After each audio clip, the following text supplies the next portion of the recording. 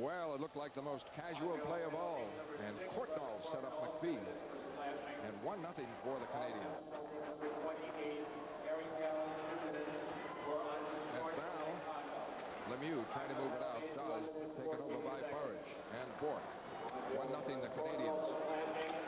Back comes Burridge, left wing side. Belted by Lemieux. And the puck taken over by Donald Dufresne. Rushes center ice, clears in the Boston end. The Canadians with the quick lead can put on that smothering defense. And there they are checking Poulin, and the puck rolls right back and controlled at the Canadians' defense. Clear out by Daniel, and he connects. Lemieux breaks. Lemieux with Smith. Stop. Over the line. Burridge. Now trying to cut back, and he's broken up inside the line. Poulin trying to check the play, and it bounces for Bourque. Bourque strikes it out. Bourque working with Christian. A shot, a save by Roy. The rebound, Ray Bourque. He's hit in the corner. The follow-up, Smith able to work it free. And breaking is Corson. 2-on-1. Lemieux, Corson, back. Checked all the way by Ray Bourque, who got back in the play. Big defensive maneuver after he made a fine rush, and Gould is out. 3-on-2 Boston. With Wesley coming up, and the Canadians just fire it out after getting possession on the clear-in by Gould. Winding up, Lyndon Byers. 1-0 Montreal. In the center ice, the back checking of Richer intercepts a Boston pass. Courtnall for slashing Galley on sportsmanlike conduct. And a puck almost up here. 1-0 Montreal. First period on NESN at the Garden. Old Bruins nemesis out of RPI, Mike McPhee, has scored a goal. And the only shot by the Canadians. Gould breaks up this pass here. Can't convert it on Ludwig. Out comes Chelios. Broken up by Byers, but he can't get a handle to it. At center ice, Richer. He is stopped by Beers. Beers a lead for Gould. Gould can't handle it over the line. Bob Beers. Beautiful hit on Richer. Not with so much strength, but really taking the body. Here's Richer flying over the line, puts it in front, and Beers intercepts and clears it away. Rookie out of the University of Maine and Maine Mariners, Bob Beers. Gould takes over, forced to clear it out. And Svoboda gets control. Up for Gilchrist, a very much underrated player for the Canadians. Frank Gilchrist in his second year. One of those defensive specialists. You look at the Canadians, and they really have 5 forwards or defensive specialists, and Gilchrist is one, but he's creating an attack now. Can't move in. Desjardins hammers it in. Around the boards, Gilchrist offside. And Bice hands it to Ewan, and it's driven in wide. Walter keeps it in. Shot in front, just deflected over the net off Gilchrist. Gilchrist, a turnaround, and Moe fortunately had the glove there. Turnaround shot by Gilchrist was a scoring bid. 1-0 Montreal. First period at Boston Garden on NESN. Oh, Bob Beers plays nothing like a rookie, Derek. He looks like he's been out there for some time, considering the fact he came up the very tail end of the season. Very strong defensively. He's the only right-handed shot the Bruins got, which adds a lot of natural abilities on the right side. Shot by McPhee wide of the net off the faceoff. And back to cover now, Courtnall. The Canadians lead 1-0. And more or less freewheeling here in the first period. The Bruins with 2 shots. One has been a long one by Ray Bourque. Bice trying to break. Now Carpenter does. Over the line with Galley trailing. Trying to put it in front. Blocked by Desjardins. Svoboda around the boards. It is kept in by the hustle of Carpenter. His pass blocked. The Canadians work it out to Mike Keane. Keane, one of those defensive specialists playing up front. Helps the young defense. Moe clears it around. Bruins started away. In the center ice, Bice. Carpenter, quick shot, deflected wide. And J.J. Daigneault takes over. In the center ice, Keane handed it to Bourque. 6 minutes into the first period, 1-0 Montreal. And a pretty casual play by McPhee, a one-hander that beat Moe. Prop over the line for Janney. And a slap shot misfired. Didn't get it all. Neely, a good hit there on Dufresne. Neely right back over the line with Janney. Holding. Now for Prop. Prop for Bourque. Bourque shot wide. Janney trying to put it in front. Check behind the net. Moves it to the corner. Keane. Chipped by Neely. Back for Bork. Bork fires in front. Loose. Propp scores! Brian Propp ties up the game at 1. Relentless pressure by Boston.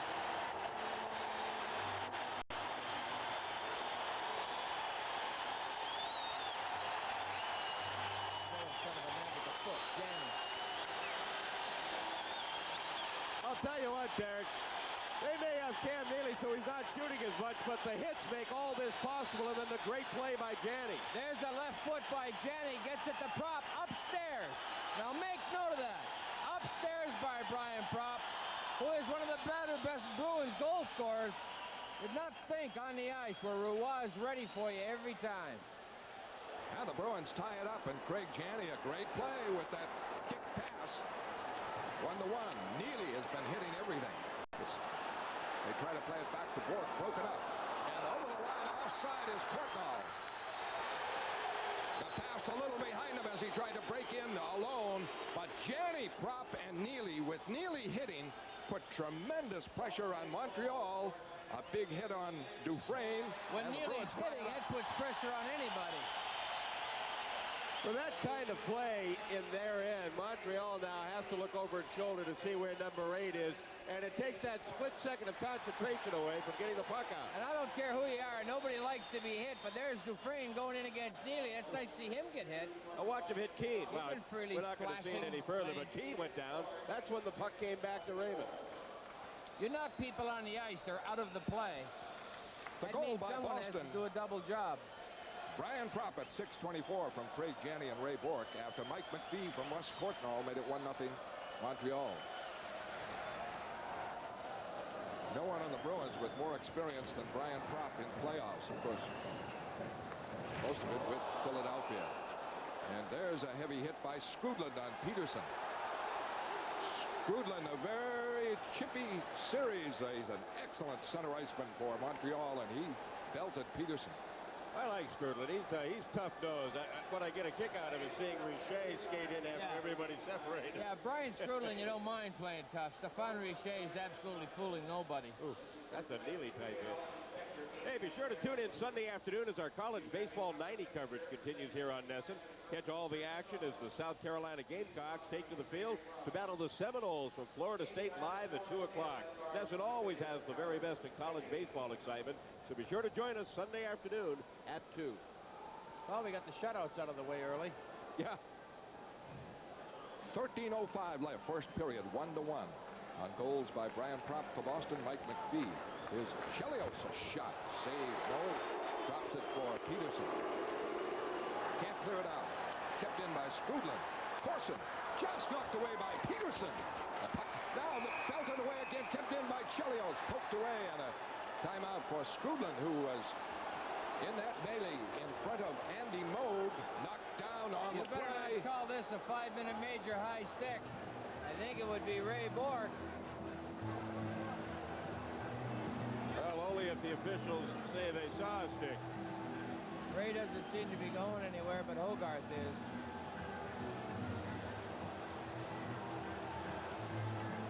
They're calling on Al Peterson. Right there. The stick came up as he was clearing it. And that will be all for Al if he drew blood.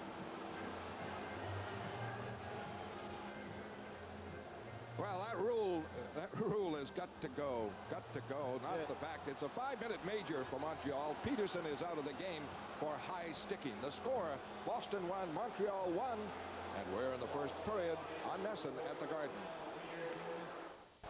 Mike Milbury, say he's irate is an understatement. He asked Hogarth to come over and explain why.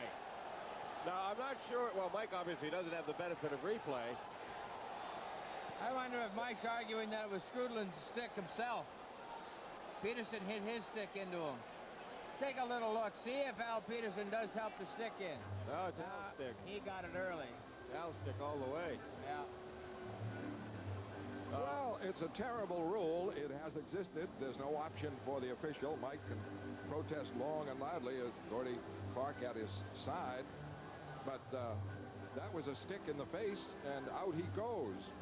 And what a dreadful rule for the National Hockey League.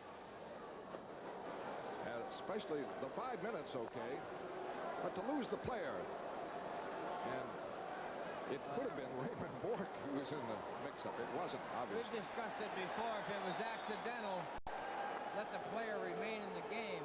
It was Ray Bork. I paid good money. I'd be sick. Poulin breaks it up on Chelios. Boston short-handed. 5-minute major for the Montreal Canadiens in a 1-1 hockey game. Corson hit the linesman. The linesman, Ron Finn, helped to break that one up. Svoboda. Pass rolls all the way into Andy Moog. Moog trying to clear it. Can't do it. Batted around by Bork. Bork able to clear it out. 1 minute gone by on the major against Peterson. 1-1 the score. First period. 11:48 left in the first period. Bobby Smith.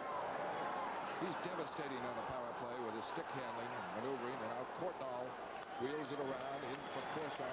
Corson hit by Don Sweeney. Puck to Carpenter. Can't clear it out. Svoboda, great play to keep it in. Chelios gives it off to Courtnall. Shot deflected behind the net. Don Sweeney battling for it. It goes to Courtnall. Svoboda. Shot. Save. Oh, Sweeney low hard drive. Courtnall keeps it in. Now to Smith. Major against Boston.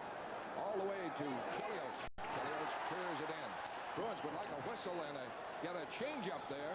But Courtnall keeps it in. Pass blocked by Galley.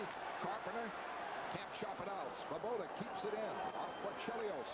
Back for Svoboda. Watched by Carpenter. Now goes deep for Chelios. Chelios a shot. Blocked. A whistle here. What does Hogarth call him? A penalty against Montreal with 2:58 left on the major. And of course, this is what generally happens. I mean, they're waiting for the slightest movement by the Canadians. A high stick. I think Donnie Svoboda. Sweeney's going with it as well. You're right, Derek. They got Don Sweeney as well. You're right, though, Fred. Normally, you will see the official, especially if he thinks that it was an accidental high stick, and you hate like heck to have to send the guy away for the night. It's a lousy rule. He'll take a marginal call and go the other way with it during that 5-minute major. It's just a subconscious thing. It's not a rule of thumb. You're talking about Bobby Smith being so effective. You know, Brian Propp has such great numbers, 116 points in 124 playoff games, now 125 playoff games. Smith has 150 playoff games and 138 points, so he has been equally as effective. Bruins. Brian Propp clears it out. Nice pair of hands on Brian Propp there to control that puck. 1-1 the score. Peterson's out of the game with a 5-minute major for the Canadians. Lemieux wraps it in. First on it, Bork. For Propp. Propp trying to clear it. Can't. Check. Now it's broken up. And a break here. Here comes Propp. 2-on-1 with Wesley. Back for Wesley. Shot. Just wide in a short-handed bid. Great play by Propp. Back comes Lemieux. Power play Montreal. Challenged by Poulin and broken up. Dave Poulin looked like a defenseman there. 2:20 left on the major against Peterson. 1-1 the score. Bork is on with Wesley. Poulin. And Gould now in deep. Moog trying to clear it. Kept in. Now it's up. Bruins can't clear it. Batted around in the corner. Kept in by Gilchrist. Back for the right point. Kept in by Desjardins. In the corner, Walter. Now Gilchrist. Now Walter again. Bork after him. It's back. Desjardins a shot wide. Walter keeps it in. On the right side. Desjardins, the rookie, diving for it. Dave Poulin blocked it wide. Bork is belted. Gets it up to Gould. Gould clears. What a hit Raymond Bork took. Lost his stick.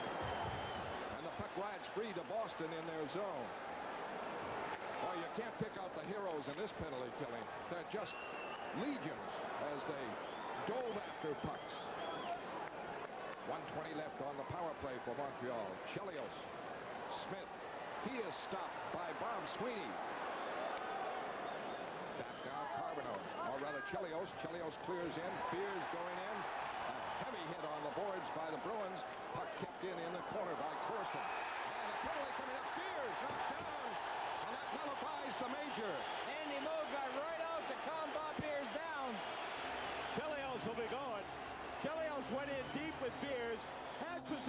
Beers after he pinned Bobby against the backboards and tried to go to the front of the net, and it was a stupid, needless penalty by Chelios with Hogarth standing right behind him. 1-1 the score. First period on NESN at Boston Garden.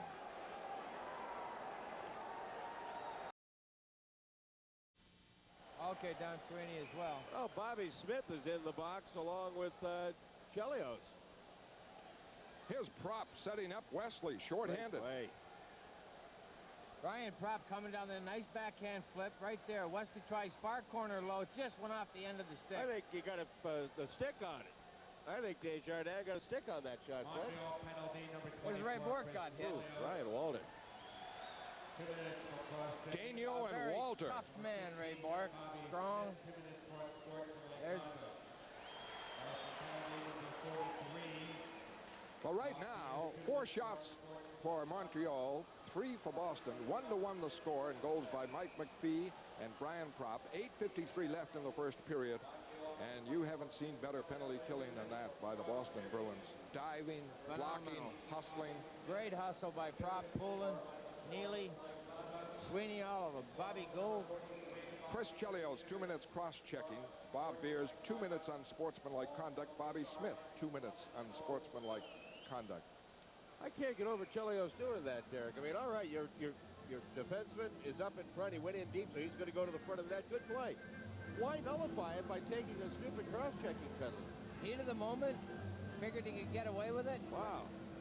That's frustration. When you get your power play killed that successfully, I mean, that's killing a power play, not a surviving one. But Don Sweeney and Beers in the box, and Peterson out of the game. These Galley, Wesley, and Bork. In a minute, Boston will have a power play. Rushing now is Galley in a 1-1 game. Wesley with it. Up for Burridge. Knocks the pass down, gets it over the line, goes deep, tries to drop it. Broken up by Gilchrist, kept in by Wesley.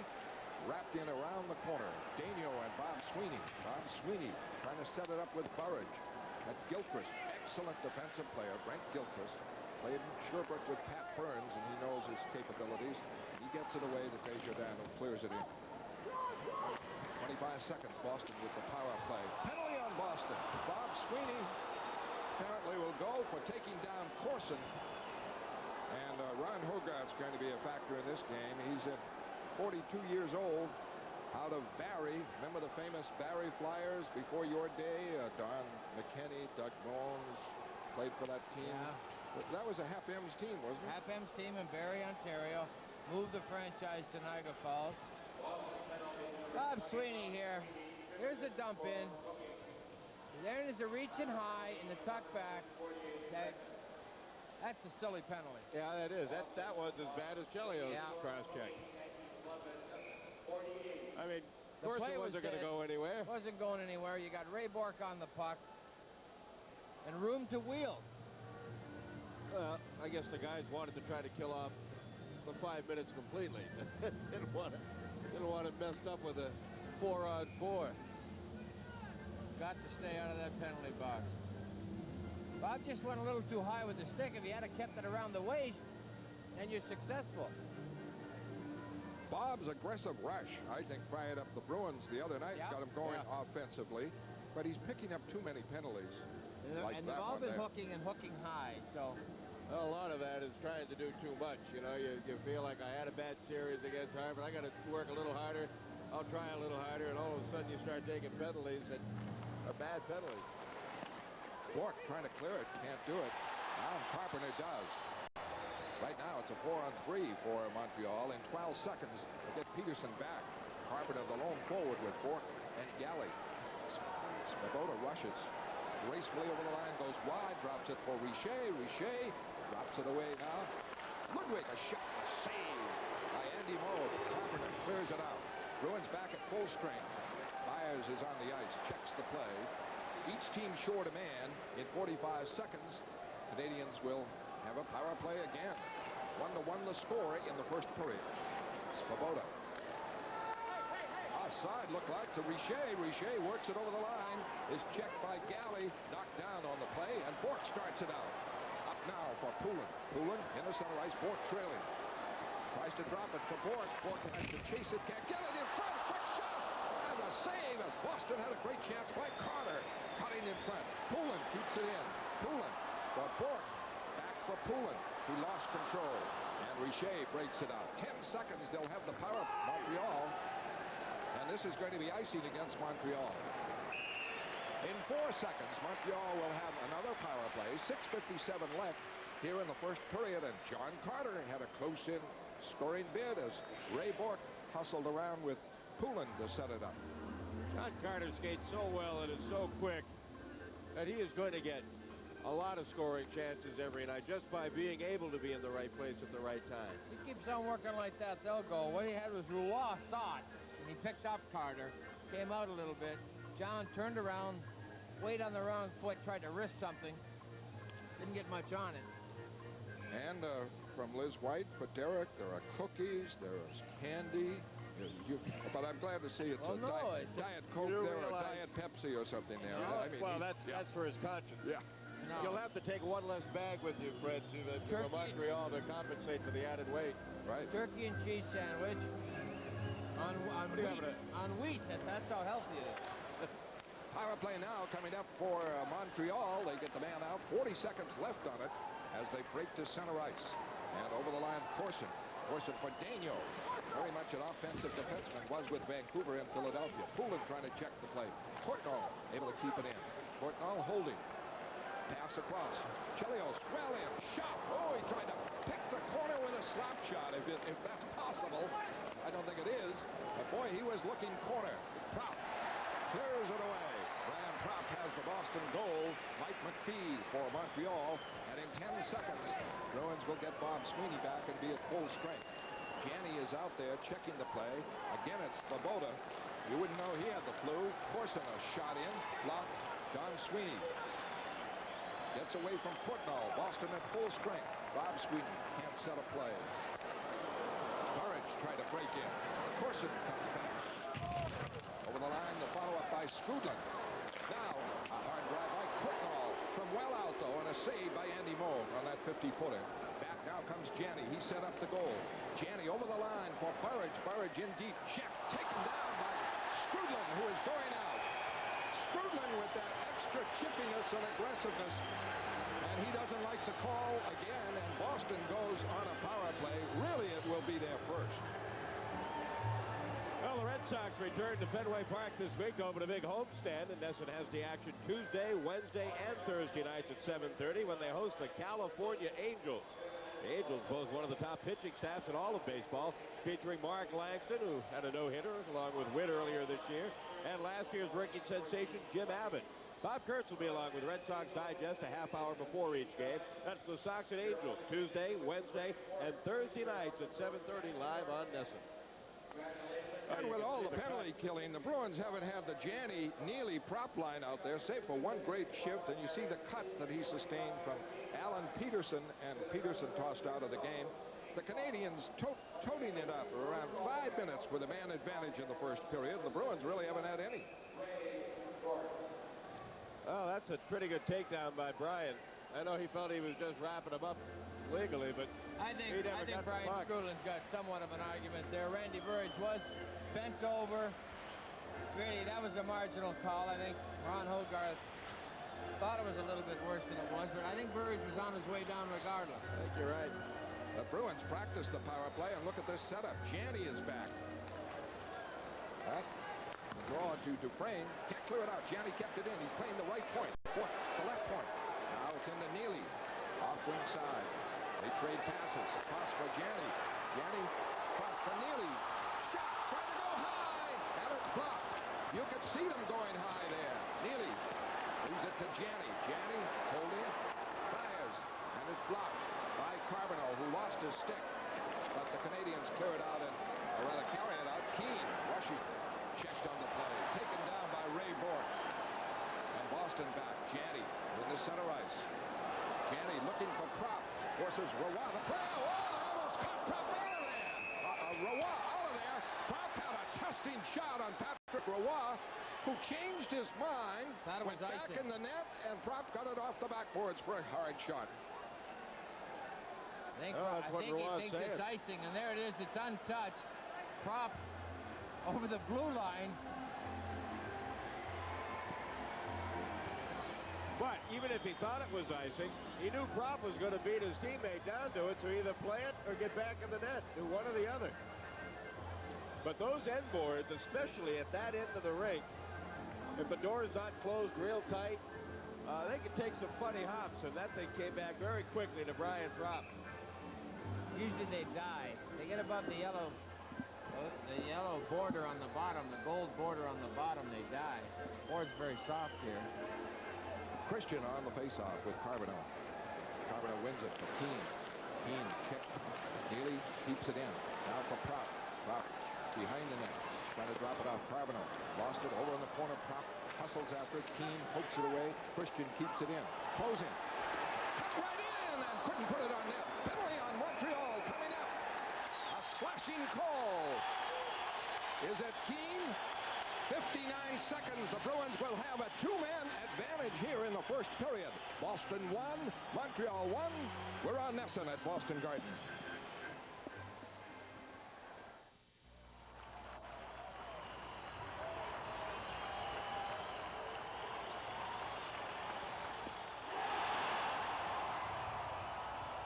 NESN has your ticket to more Red Sox action. On Tuesday, the Red Sox host the California Angels in the first of a three-game series. Bob Kurtz will start the night off with Red Sox Digest at 7 and Game Time live at 7:30. This Tuesday, NESN is your ticket to Red Sox baseball.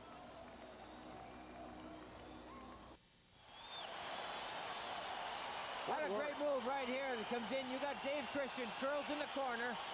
Now he's got Neely deep. A lot of the Canadians are focusing on the pass. That was the There's slash. the slash. Christian goes to the net, gets hit into Roy. Be careful knocking people into your goalkeeper. Boy, that's a slash away from the play. Obviously, Yeah. Hogarth is going to start calling almost everything, Derek. Yeah, I think so. Carbonell wins a very important faceoff. And Chelios kills some time before clearing. 49 seconds left on the two-man advantage. Over to West, the Galley, the Bork. Bork fires, save! Roa. Behind the net, Neely. Slides it back for Galley. Galley holding. Two-man advantage. Into Neely. For Galley. Bork, one-timer, went high. Struck a Canadian who is felled on the play. And gets right up. Ludwig. He got a whistle. That's what he wanted. Oh, look at that wise look. He looks fine. He's fine. He looked What like he a did wise is he old wanted owl. the whistle. He makes this play for the whistle. He acts like it. Hogarth's concerned for his health and welfare.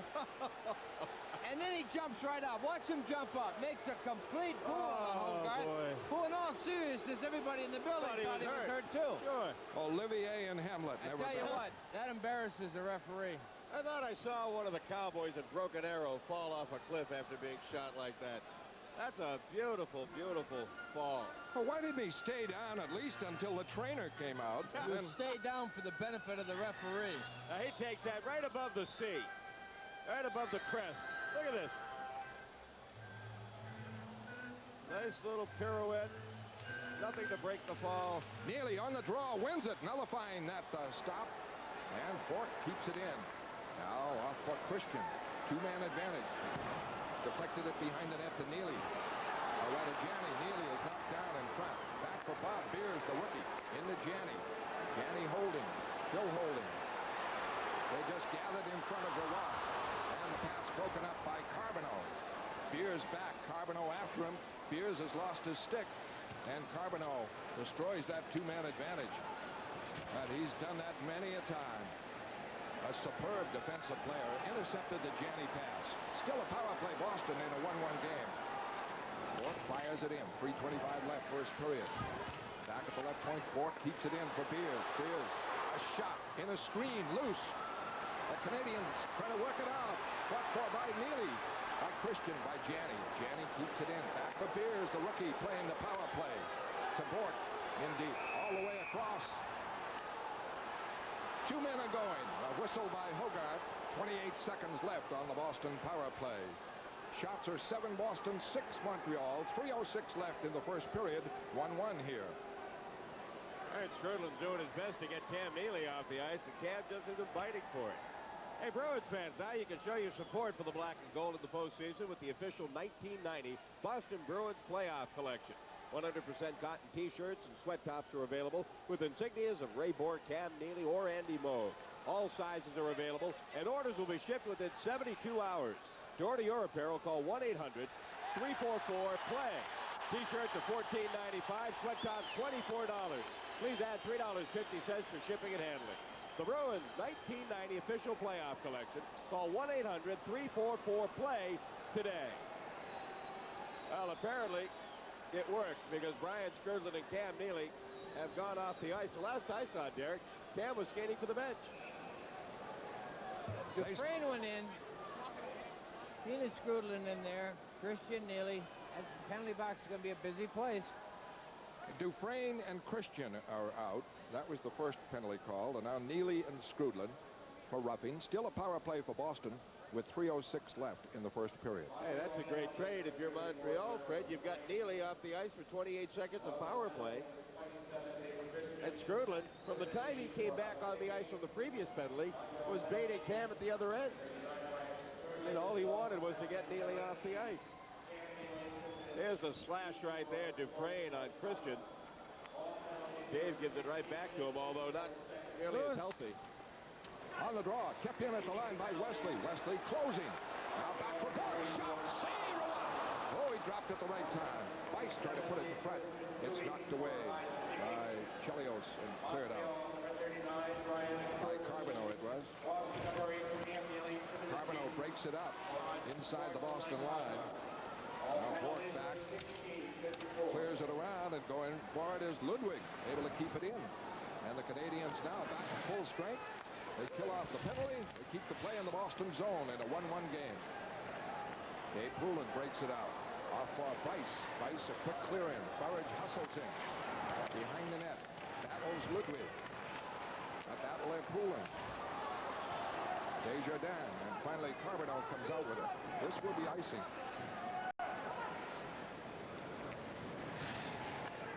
And we have 2:08 left here in the It's a first play period. there by Bob Pierce. Could have played that puck. Got the icing call out of it.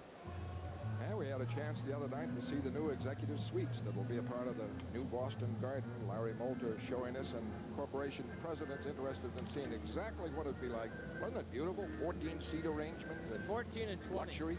Just the two of them. And just gorgeous. I mean, the new Boston Garden is going to open your eyes. I mean, the accessibility, privacy, parking, valet parking. They're going to have the whole 9 yards. Called the new Boston Garden Corporation.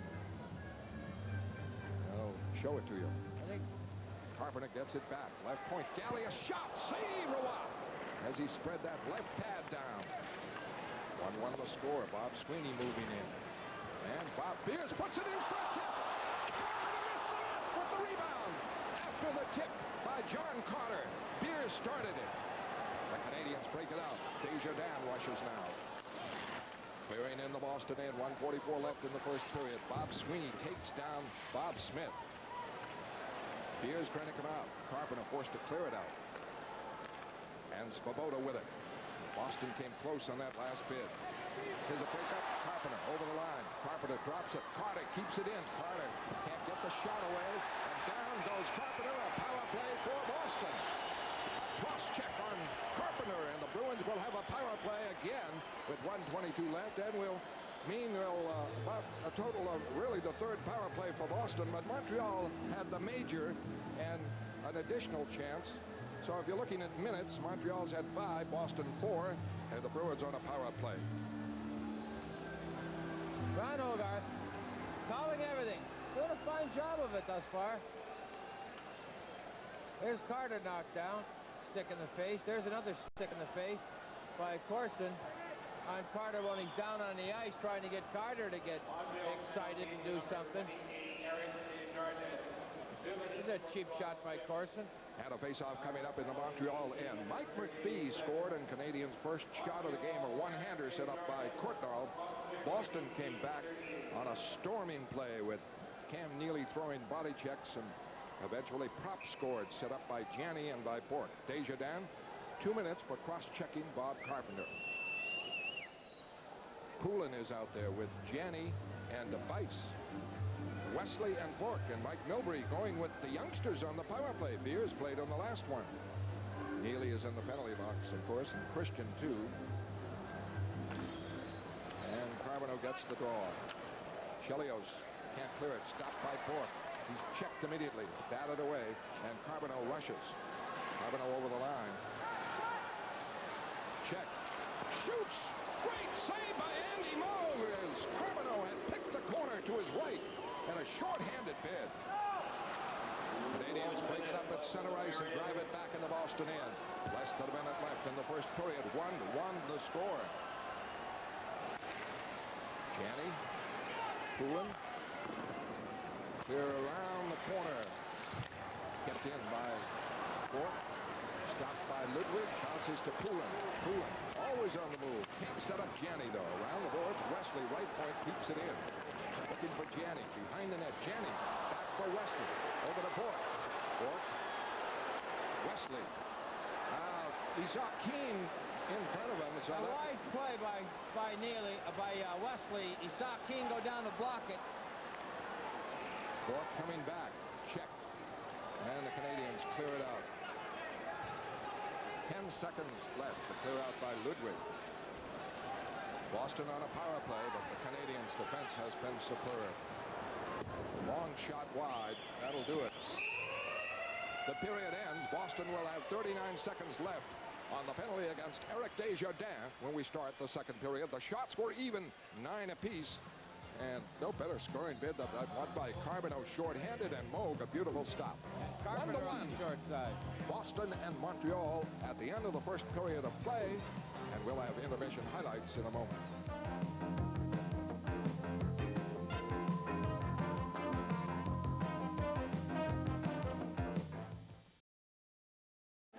All right, Tommy, thank you. Derek, as a player, both sides of the puck, how difficult is it to come out with a power play in only a few seconds of it, say 39, 40 seconds as we have here? Well, you talk it up in the room like, let's get one early, let's get one quick, and if it happens, it happens. But really, a power play, you set it up, take your time. You've got 40 seconds. If you get it in, win the draw. That's the important thing. Go from the face-off, get it in, get possession, set somebody up, drive into the net.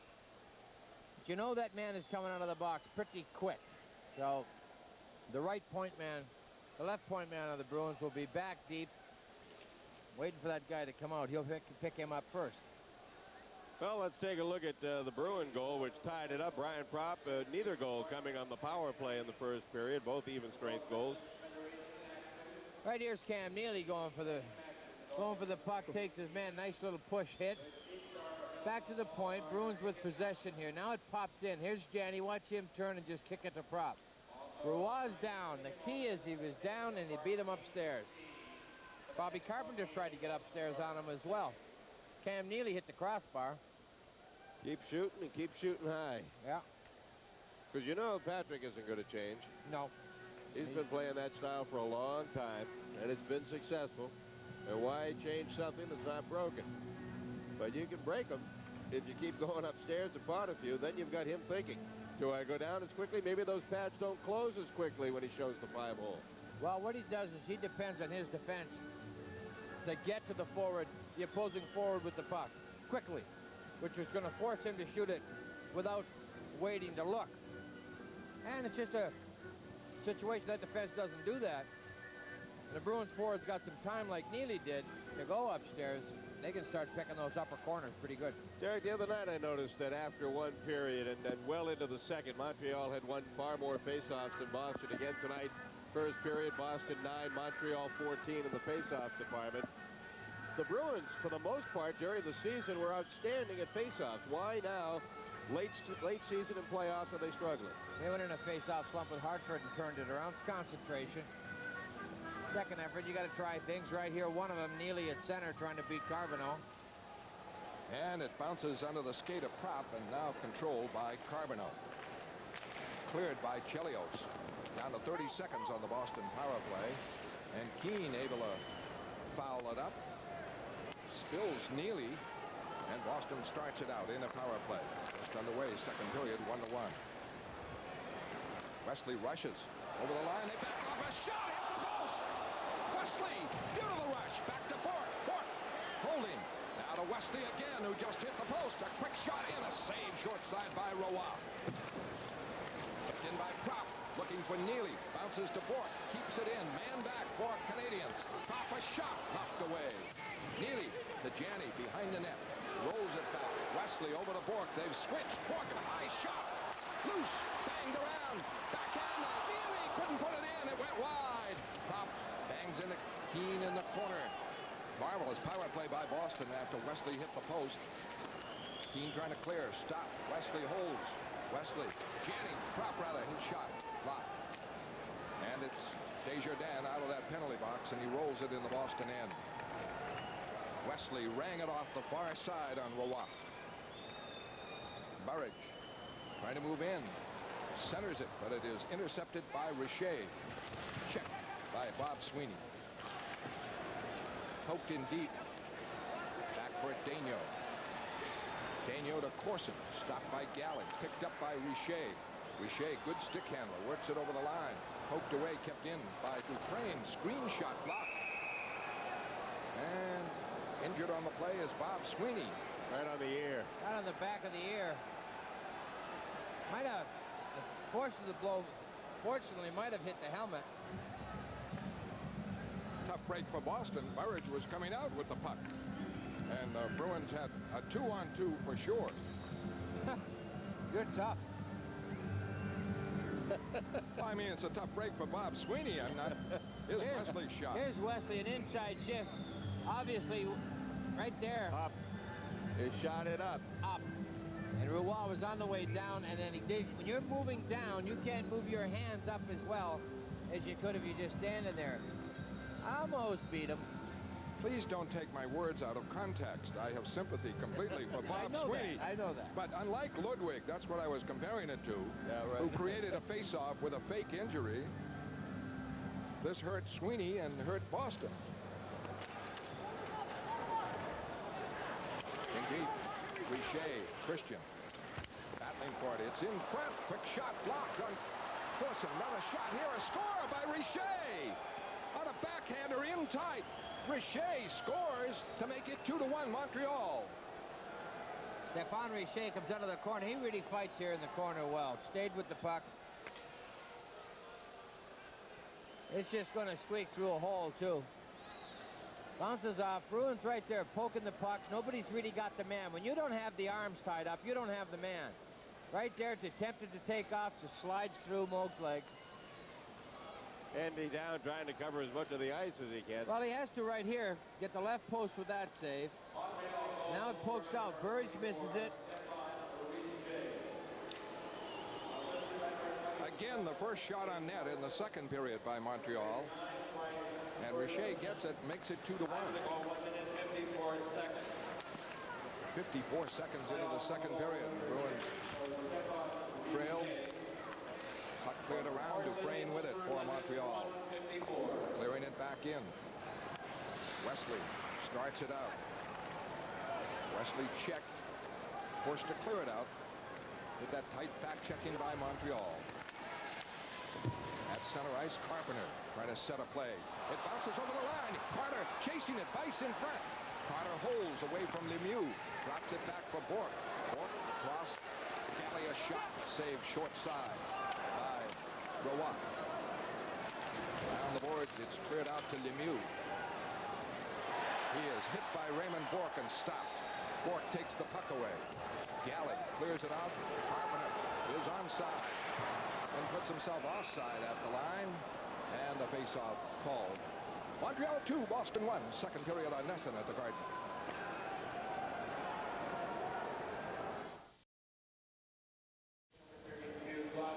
Carpenter and Lemieux are both gone. These are matching penalties. Looking at the power play in the first period, the Bruins had a man advantage for 4 minutes and 55 seconds. The Canadians for 4 minutes and 17 seconds, mostly on Peterson's major. He was kicked out of the game. High sticking. Charbonneau out against Neely and wins the draw. Neely taking the faceoffs. Courtnall will lead from McPhee, who has scored a goal. Now winding up is Galley. Looking for Prop, who's lost his helmet.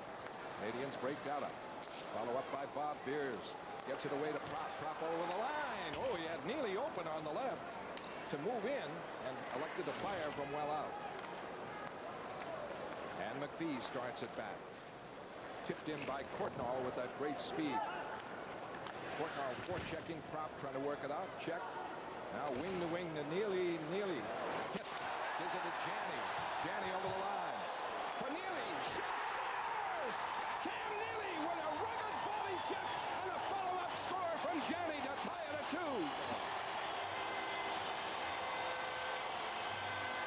Well, Peter Svoboda right about now probably wishing he still had the flu.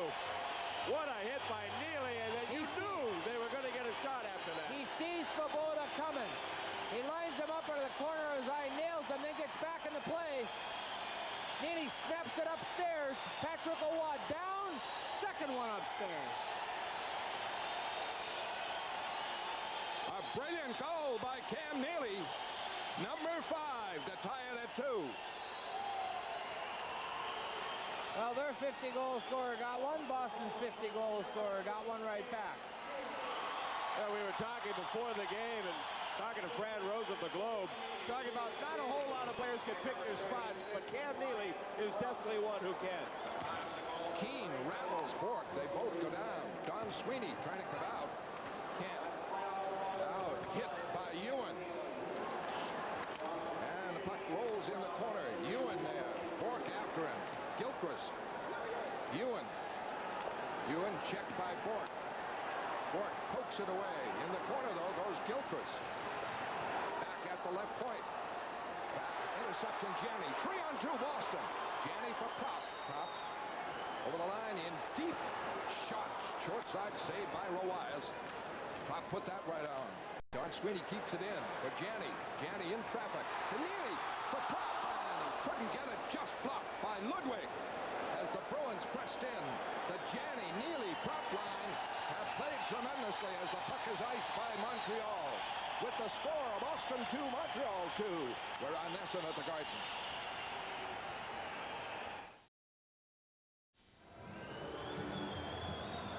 Cam Neely, what an outstanding job. Peter Svoboda. Oh. Peter goes, what happened? You know, when you have the flu, your body aches, your head aches. That just kind of... And then you get hit like that, and then he scores right off. That's what's scary. Well, what a marvelous sequence that sums up the career of Cam Neely. That right there in that one play, one motion back to Wesley, who has hit the post, bears in. Screen shot, not wide by Rawat. Might have been wide anyway. Bob Sweeney fights for it in deep with Gould. Behind the net, Gould trying to stuff it. Can't do it. Byers in deep on Ewan. They battle in the Montreal corner. Strudlin trying to come out. Dufresne. A pop fly. Richer and Wesley go for it.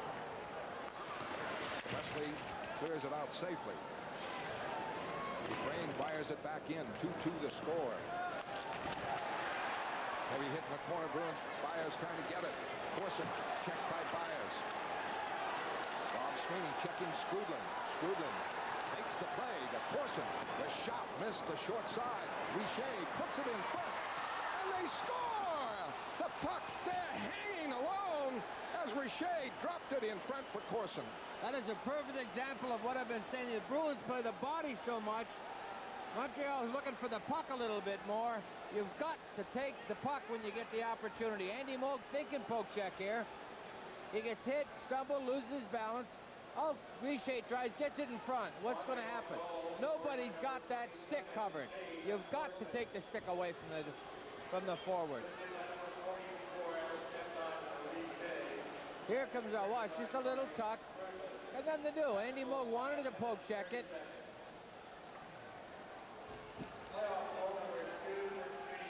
The goal by Corson, the assist to Richer and Strudlin.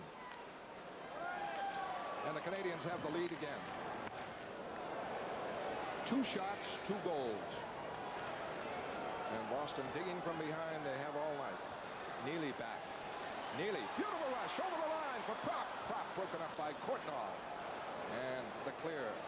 Moe forced to play it with Carbonneau after him. Around the board. Intercepted by McPhee. McPhee hit by Bork, and the shot goes wide. Galley up to Neely. Out to Janney. Janney broken up partially and now completely by Chelios. That was Courtnall hustling back. Boston 14 shots, Montreal 12. The Bruins have outplayed the Canadiens and trailed. Courtnall with it. Courtnall fires one wide as he stopped and cut, and Galley takes over. The lead now for Prop. He can't get it. Brian Prop and Cam Neely, the Boston goals. 13:30 left in the second period. Montreal leading 3-2. Smith rushing. Pass across. Bice trying to move it out. Svoboda hammers it back in. Save. Block again on the rebound. Goes deep. And the Canadiens have been effective in deep. Carpenter trying to stop Lemieux. Lemieux swings it around in front, but not on net. Desjardins rolls it in front. Lemieux shot over the head of Moe. The Bruins are hemmed in. The rookie Bice can't get it. Shot by Svoboda. The rebound cleared by Wesley. Kept in by Walter with Bice on it. As the Canadiens carry the play to the Boston zone and keep it in. Lemieux barging around. In deep for Walter. Checked by Bice. Wesley trying to tie up Smith. Smith able to put it near the net. Lemieux battling there. It rolls in front. And Carpenter able to clear it out. But the Bruins are going with Bice and Beers on there. And the rookies, along with the rest of the Bruins, hard-pressed. Hard-pressed in the Boston end and icing by Montreal now. Montreal 3, Boston 2. We're on NESN at Boston Garden.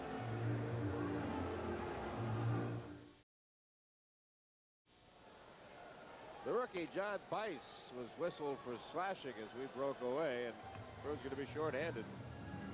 Here it goes. There it goes wide of the net. Now Richet's just going to turn. Bob Beers a little bit lost his balance. A tuck through. Moog wants to poke check it. Now there's the stick of Corson. Just squirts it through Moog's legs. As they kick it out, they're still struggling. That puck is still loose. That was a tremendous save by Andy Moog. There's Bice, a slap on the backside of. Hey, has anybody seen Dave Poulin? Not yet. Around the boards, kept in now by Chelios. Pass up, stopped by Ray Bork. Bork clears it out. Boston short-handed. Carpenter 2 minutes for slashing.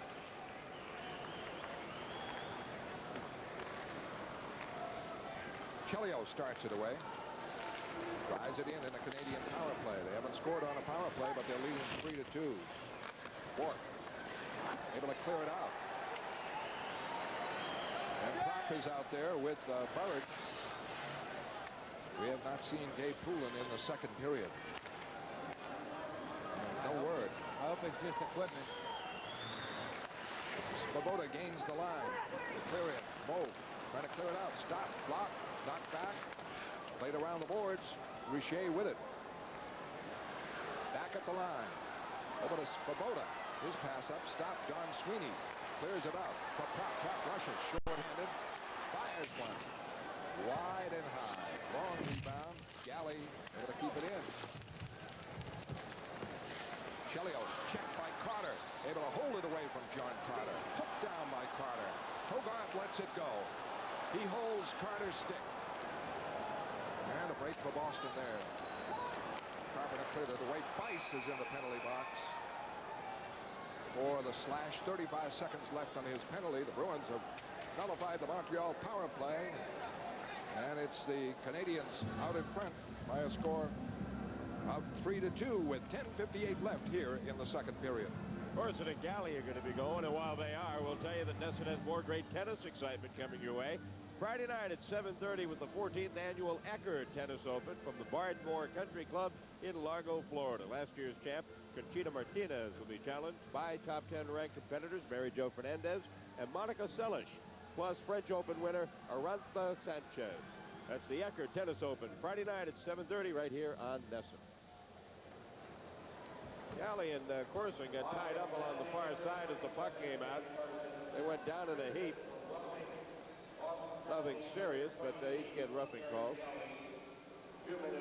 I'm concerned about the absence of Dave Poulin. So am I.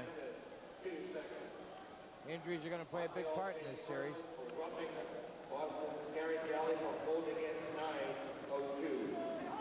The draw is for Daniel. Power play, 28 seconds left. Smith drops it in. Wesley on with Bork. Bork fell down out of the corner. Lemieux checked by Carter. They battle. It rolls back. Shot by Daniel. Saved by Moe. Throws it way out for Carpenter, who clears. Penalty almost up. Bice ready to combat. Boston. Break up at center ice by John Carter. Breaks with Carpenter. Bice on the ice. Rushed in, and he was offside. Montreal 3, Boston 2 on NESN at the Garden.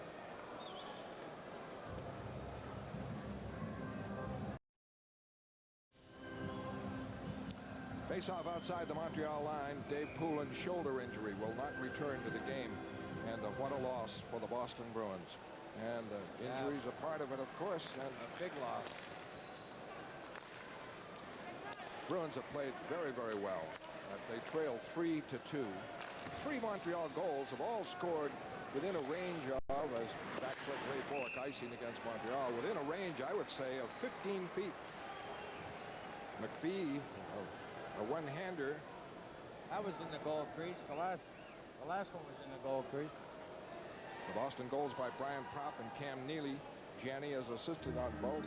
Bork on one, and Propp has a goal and an assist. The face-off now to the right of Richer. We're halfway through the game. Boy, one of the bright stars in the series, Dave Poulin, shoulder injury. Oh, you get Janney back from a shoulder injury. He's a factor in the game, very much so, with 2 assists, beautiful plays to set up goals. And Dave Poulin out. The draw to Chelios. Chelios trying to clear it out. Bork bangs in a hard hit. The puck kept in by Janney, lost to Chelios. Chelios backhands this one over the head of Ray Bork. Alan Peterson tossed out of the game. So they're missing Peterson. And this pass to Propp goes off his stick and into the stands of a face-off call. 9:41 left here, second period, 3-2 lead, Montreal. Hey, join us Monday night at 6 for the annual Boston Red Sox Pawtucket Red Sox exhibition matchup at McCoy Stadium in Pawtucket, Rhode Island. Catch Greenwell, Boggs, Burks, Barrett, and Clemens as they return to their AAA stomping grounds to battle the stars of tomorrow. That's the Bo Sox versus the Paw Sox. Monday night at 6, live on NESN. And the face-off coming up at the Boston line. Penalty minutes. There they are. Game 2. 23-20. Of course, that's deceptive. The question is, what do you have on power plays? And the Canadians, I would say, have about 6 or 7 minutes, and the Bruins with about 6. Time. Ryan Propp. Pass up, stopped by Ludwig. Portnoy. Can't clear it out, kept in by Janney. Poked in deep, Neely and Ludwig. Centering pass, intercepted by McPhee. Kept in by Propp, as McPhee can't clear it. Neely, who's everywhere, back for Beers. Janney, a shot, saved by Roy, holding the short side. Janney keeps it in, checked by McPhee. Battles McPhee. McPhee gets it around to Chelios, who's uncovered. And the Canadians work it out, leading 3-2. McPhee rushing alone. Open deep. Portnoy bangs it behind the net. A battle there. Burridge. Digging. Portnoy joining the fray. Carbonneau. And here goes Wesley and Portnoy. And as far as manpower is concerned, the Bruins can ill afford to have players out on the bench. It's the heck is Guy Carbonneau doing coming from the outside, putting his glove in Randy's face? Yeah, he's awful brave on that one. Then nearly come around, and he didn't want to make eye contact. We're going to take a look at a play earlier in the game that may or may not have been the play that Dave Poulin injured his shoulder. When he fell on him at the blue line? Right here. Right there. Very possible. Well, that could have been it, yeah. Get that arm trapped underneath, and all that weight comes down on the top shoulder. The bottom one has nothing to give, except for the shoulder itself to give. Good to have, speaking of shoulders, Craig Janney back in the lineup. I wonder what it would be like for the Bruins to play a few games in a row with their full complement of players. Craig Janney playing with pain, too. That isn't an injury that's fully recovered. Shots are even, 15 apiece. We're in the second period. The Canadians lead 3-2. 1-1 at the end of the first period. McPhee and Prop. Then Richer made it 2-1. Cam Neely, after belting Svoboda down, scored in a setup from Janney. 2-2. Corson coming back with one of those weird plays in front of the net, set up by Richer. Puck was there. Corson pounced on it, wrapped it home. And the draw now to Galley. Ewan is after him. Galley clears it out. Svoboda with it for Montreal. Up now for Gilchrist. Over the line with Ewan and Keane. Shot and a save. Knocked away by Don Sweeney. Wrapped around the boards. Out the Canadians. Gilchrist battles to keep it in. Don Sweeney trying to clear it out. Carpenter does, but the Canadians control. The Canadians checking the Bruins with good forechecking. Svoboda starts it up again. Stopped by Don Sweeney. Now Galley. Away from Gilchrist. Gets it up to Carter. With Carpenter. Carpenter over the line. Drop pass to nobody. He's able to keep it in. Byers was cutting somewhere. Now Carpenter in deep. Lost it behind the net. And out comes Keane for Gilchrist with Ewan. Gilchrist cuts in front, shoots, and Moog makes the stop. Ray Bourque starts it out. Up for Carpenter. Carpenter now to Ray Bourque. Lines changing. Bourque over the line. Off for Carter. Shot. Scores! John Carter from Raymond Bourque. And it's tied at 3.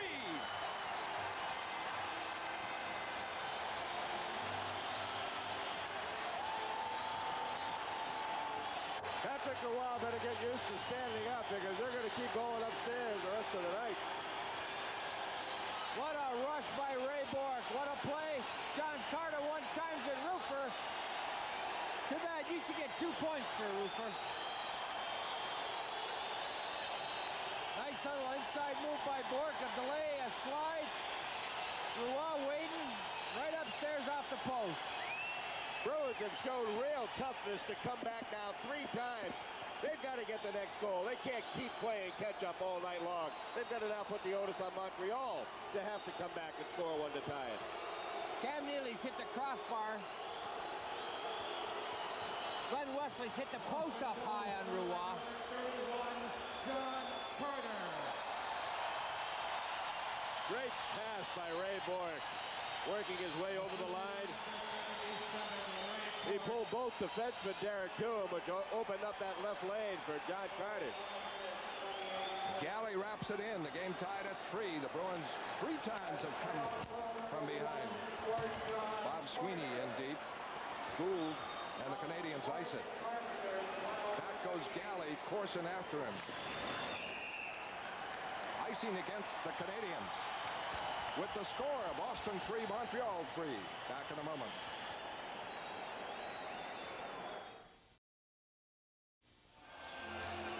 Bob Sweeney is taking, well, no, he's out there with Gould and Burridge. Yeah, Burridge was a line mate of Poulin, so Mike Milbury's forced to realign his forward trios. Bob Sweeney is waved out. Burridge with a win for the faceoff. Wesley and Bourque for Boston inside the line. 3-3 the score. Wayne Barney instructions for Burridge. Puck down. Roll in front of the net. And just skated away by Dufresne. Out it goes to Richer. Offside pass to him. 7:06 left here in the second period. The shots are 17 Montreal, 16 Boston. None of the goals have come on power plays. And John Carter driving one high. So much for Patrick Roy and his instructions for Andy Moog. I don't know. I can't believe he opened his mouth and said, well, we're going to beat Moog. We're going to beat him up high. Now, told the Bruins his biggest fear probably is up high. Shooting him up there. See, that'll force Roy with 3 up there to stay in his feet a little longer. Then he's not so good down low. And those pads They don't go quite spread as so quickly. wide, Yeah. so easy. Then that makes 5-hole suspect. The Janney Neely prop line have played superbly with Prop and Neely getting goals, both set up by Janney. And a classic by Cam Neely after a great body check. Daniel clears in. Back for Raymond Bourque. The Canadians change up, put a checking line out there. The Carbonneau line. Carbonneau almost intercepted on Bourque. Neely gets it away to Wesley. Wesley over the line. The shot wide. Prop trying to keep it in. Lost it.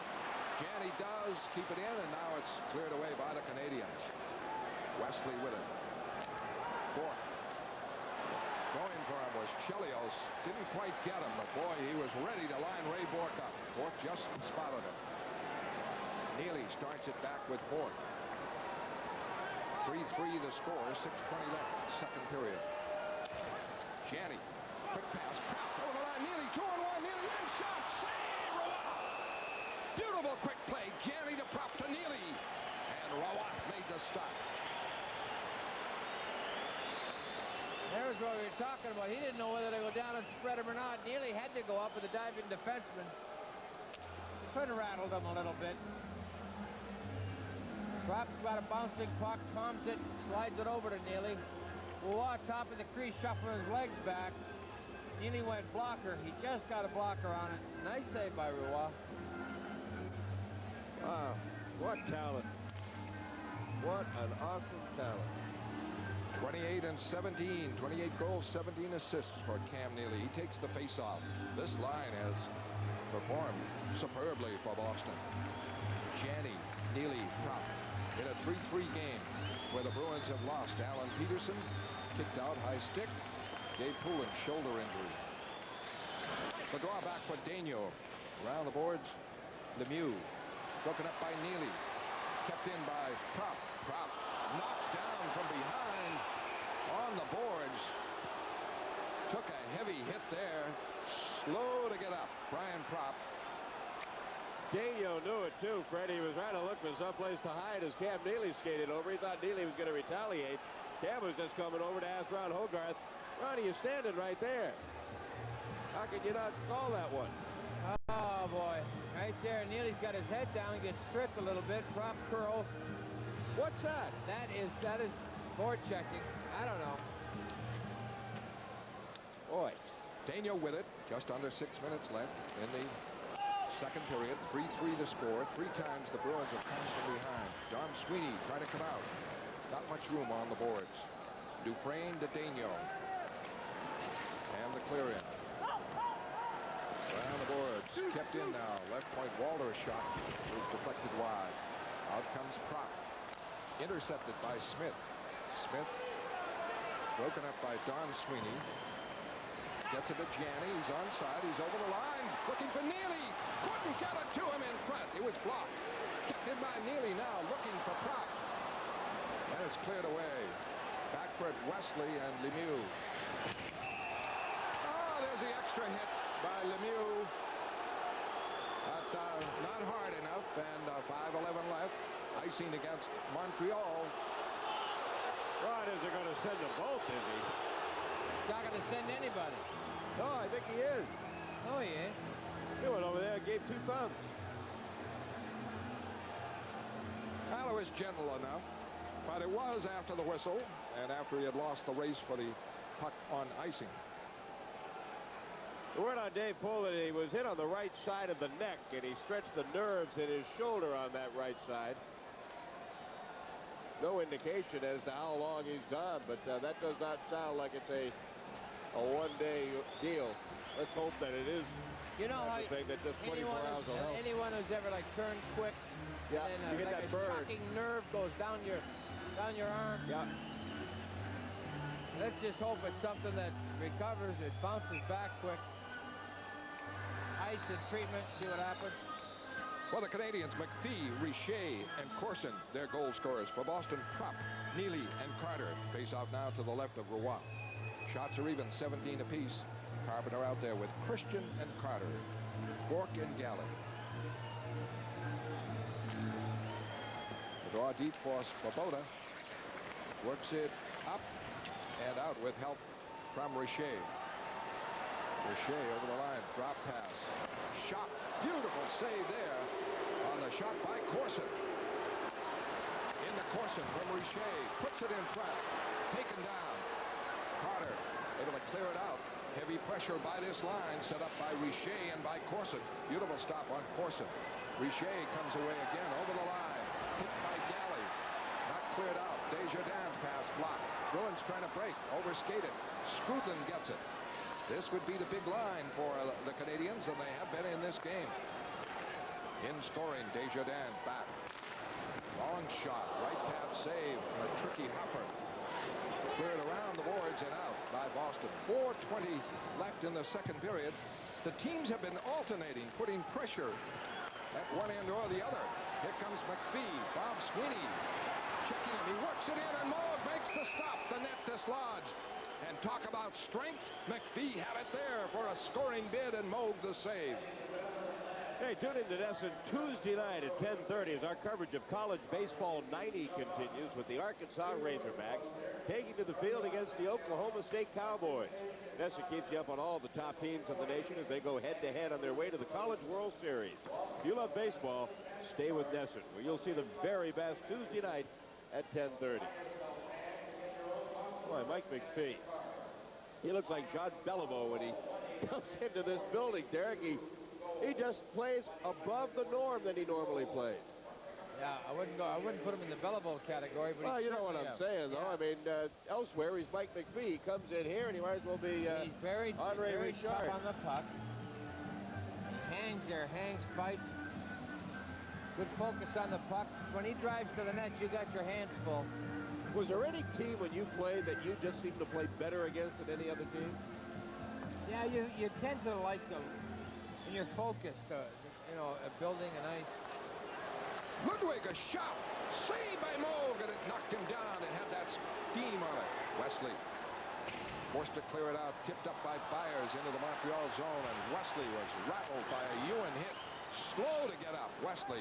And the Canadians are going to do that. What they're going to do, and they have been doing, is really tagging the Bruins with some solid body checks. A player like Ewan, for instance, who keeps the puck in now, and he really belted Wesley. And they figure the long series, that will pay off. But it is part of the game. Byers needs to do some hitting, but Keane over the line on Beers. Broken up into the corner. Ewan, Wesley, and it's tied up for a face-off to the right of Andy Moog. 3:18 left in the second period, and the Canadians now are up to 21 shots, 17 for Boston, and it's tied at 3. Well, you mentioned Lyndon Byers, Fred. He's been getting around very effectively, but he hasn't really been a force tonight. He does need to throw his weight around when he's out there. Very difficult for Byers. There's a little turnaround. He caught more. Oh, the stick in the face. Oh, that was Ewan. That wasn't a hit. That wasn't a hit. Stick in the face, no call. Ron Hogarth can't catch them all. But Lyndon Byers on the bench a lot, and you don't get to see ice for 8, 9, 10, 11 minutes in a row. It's be Brett Gilchrist that he straightens stands up. Gilchrist here. Canadians keep it in, and a save by Andy Morgan. The shot by Courtnall. Neely forced to clear it out. Pressure by Montreal with 3 minutes left here in the second period. McPhee keeps it in.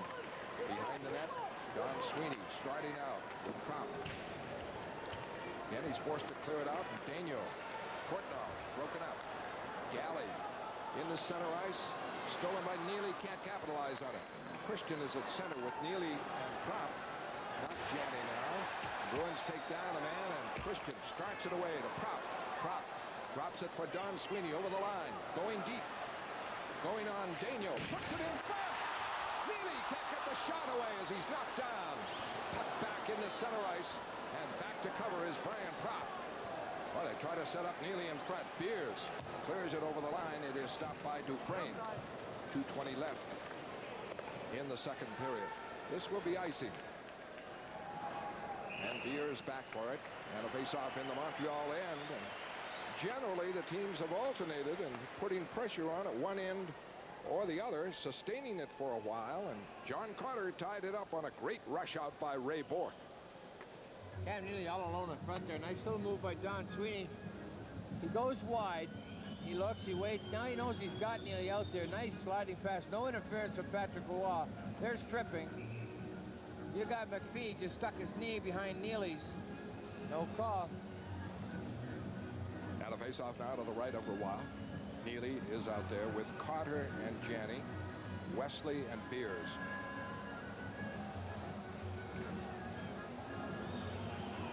Neely on the draw with Bob Smith. 3-3. Backcourt Desjardins. Svoboda. Oh, and a hit. Another one. Cam Neely rattled him. Then Neely was knocked down, and back comes Lemieux. Lemieux fires it in. Neely another hit on Svoboda. Wesley, Smith, Beers in the corner. Chopped away, but not out. Svoboda rattles it back in. Moog fires it around the boards. John Carter trying to come out. Checked by Walter. Marvelous defensive player. And Smith with it. Pass across. For Svoboda. Drop pass taken by Carter to Janney. Janney breaks. Coming on Desjardins with Carter. Cross the line looking for help. Leaves it for Neely. Neely leaves it off for Wesley. The pass in is blocked. That was Galley. Galley's pass back blocked as the Bruins broke nicely. Here comes Lemieux. Over the line. The shot wide. Into the back of the net.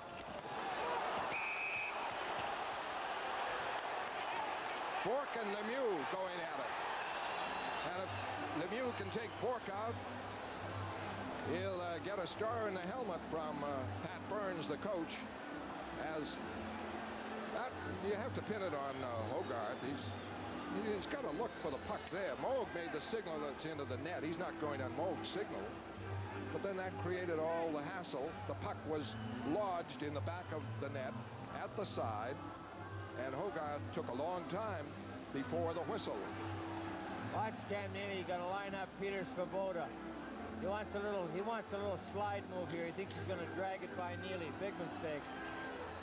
Oh, Neely just fell down after hitting him.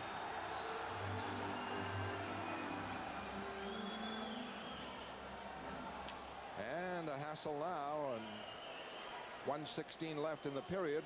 Bourque may be out. This is a time when you want Raymond Bourque in a 3-3 game, and 1:16 left. And Carter is out. Lemieux will be going for one, and who else? Corson, maybe? No, not No. Corson. No. Desjardins, the 20-year-old rookie defenseman, going out. And of course, they're playing without Matthew Schneider again. And we talked about him, the young man from Woonsocket. He's a Been player, a standout with Chelios missing 21 regular season games. The opportunity Matt Snyder had, took it, used it to his best advantage. Here's Bourque and Lemieux going at it. Ray very rarely loses his temper, but he wants Lemieux there. If the linesman who could see the play, that the puck is lodged in there, could put his hand up so should have blown the Hogarth whistle. would blow The whole the whistle, thing should have died right there. you would prevent this. The game is ferocious enough anyway, with tremendous hitting. And looks like Desjardins, it is Desjardins and Lemieux, Carter and Bourque. Eric Desjardins, Boston penalty number 31. And the face-off inside the Boston line. 2 minutes each. A very warm evening at Boston Garden, game number 2 of the series. And the Canadians with 22 shots to Boston's 17. As we said, they've kind of alternated in flurries, and the last one, the Corson, Skrudland, and Richer line really put the pressure on against Boston, and they've accounted for 2 of the goals. Carter and Bourque, Lemieux, and Desjardins.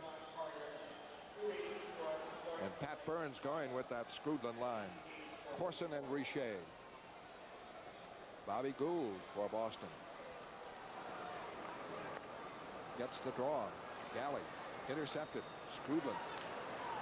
Pass over the line. Blocked by Wesley. Wesley away to Gould. Gould fires it in. Carpenter's playing left wing. In deep, pressing the play. Bob Sweeney trying to keep it in. Richer forced it jam it out. Wrap back in. A minute left in the period. Roy fell down near the net. I don't know what he was doing. Nobody near him. Nobody. And over the line, Chelios trying to keep it in. Does to Richer. Knocked away by Moe. Goes on top of the net where he covers it. And again, heavy action around the net as Richer was trying to set that one up. Caught by Moe and seemed to tie it up on the top of the net. And then everybody barging around with 42 seconds left. Mike Milbury using a line of Gould, Carpenter, and Bob Sweeney. It's kind of a flutter shot. There's what I mean with the Canadians, staying with the puck. Just getting a stick on it somehow. Gets poked through. Galley comes around, does a little poke check, but now he should have went for the long sweep at it. Then there's a flutter shot. Mo gets the trap run and goes on top of the net. Gets a glove on it. There's the slash on top. Mo holds it. Richer here. Galley just got a piece of it, as did Moe. There's Richer turned the stick over. Or that you could break the back of a hand. Sneaky little shot that was. I was reminded that happened 2 years ago. Michael Telvin on Richer broke his hand. Didn't get a penalty. I got a letter from Woonsocket who said, "You didn't recall that when you talked about Dufresne and Janney." I mean, I don't go back 2 years. It's tonight's game. And you got Dufresne on Wesley. Ludwig, a shot blocked by Prop. Away to Neely. Neely over the line, drops it for Christian. He's broken up before he got the shot away. And out comes Carbonell. Pass on the right for Richer. For Chelios, rather. Forced deep. Behind the net. Trying to put it in front. He turns it all the way around and keeps it in. And behind the net, taken by the Canadians. They can't put it in front. Galley traps it in his pads. Make sure he contains it. And the Canadians have scored their 3 goals, which say within a range of 15 feet. They are able to put tremendous pressure on, particularly that Skrudland line. But this was Carbonell with Chelios creating the attack in the final seconds of the second period. Bruins battling back 3 times in the game to tie it up after the Canadians took the lead. McPhee 1-0. Prop tied it. Richer 2-1. Neely tied it. Corson 3-2. And John Carter tied it. Total shots 23 Montreal, 17 for Boston. A depleted Boston bench. Alan Peterson kicked out of the game. High stick. First period very early. And Dave Poulin a shoulder injury. Skrudland on the faceoff with Christian to the right of Moe. Ball start. 1 second went by. Neely is out there. What a tremendous game. And he's put in a lot of ice time. He's there with Carpenter. Christian at center. Ludwig has moved up. Puck down and knocked away from Richer. Great move there by Gary Galley. Pounced on that puck. That'll about do it in the period. 8 seconds left. The Canadians start from their end. Trying to connect with Skrudland. Rides into the corner. That'll do it. That was kind of a hoping play by Montreal. A long pass up. Skrudland tapped it into the corner, but time ran out. And at the end of 2 periods of play, Montreal 23 shots, Boston 17. It is Boston 3, Montreal 3. Intermission highlights in a moment.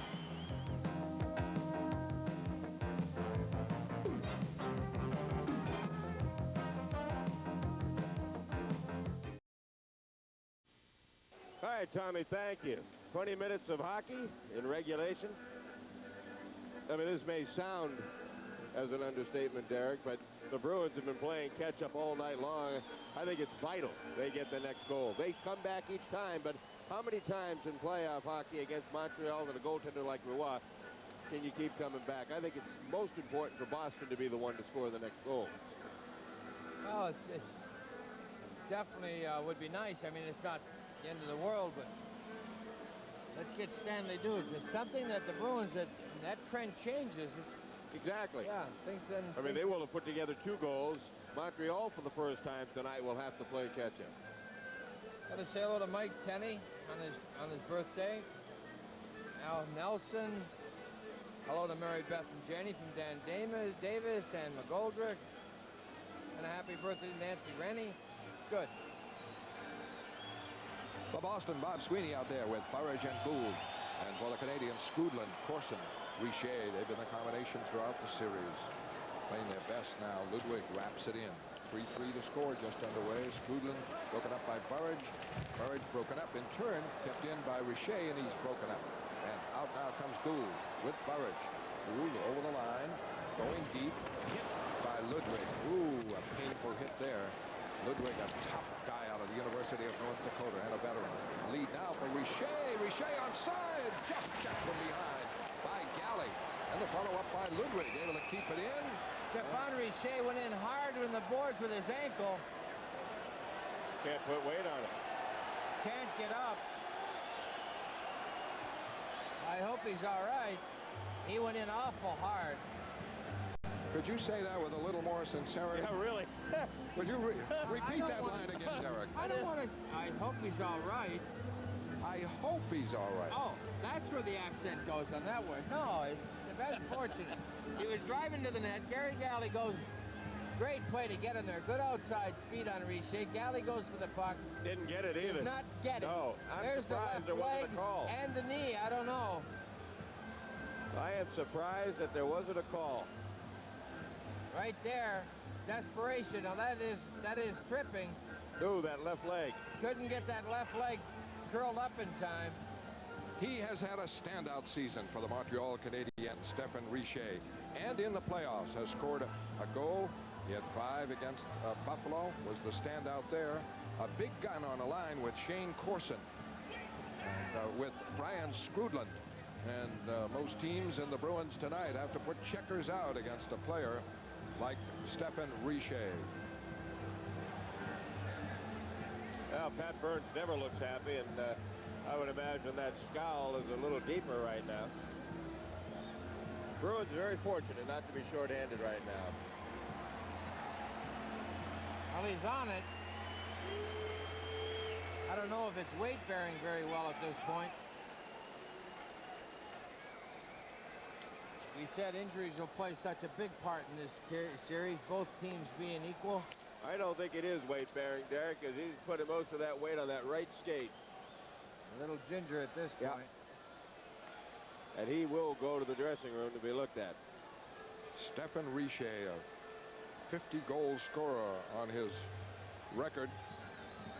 And this year with Pat Burns, he's made adjustments to the checking system of Pat Burns rather well. That is playing defensively well and coming through offensively. Last year he had a problem, 25 goals. 2 years ago, 50 goals. Now Galley's intention is to get the puck. Richer holds it outside, protects from the body, but the legs are not going to stand up to that. Never touch the puck. Well, what about touching his stick? What's the problem there? He touched his stick first. Make contact with the puck. Ron Hogarth was backed by the Bruin bench, and I'm sure the bodies going down there shielded him from seeing whether Galley got the puck or not, so he couldn't make a call. The Boston Bruins are missing Dave Poulin since the first period with a shoulder injury.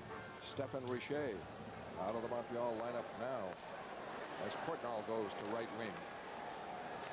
Bruins work it up to the line. Burridge can't get control of the bouncing puck. Bob Sweeney starting back now. His clear in is blocked. Daigneault, a quick clear out, maybe icing. Bruins had 2 men going back then, and Wesley there first. Boston 3, Montreal 3. We're in the third period on NESN at the Garden.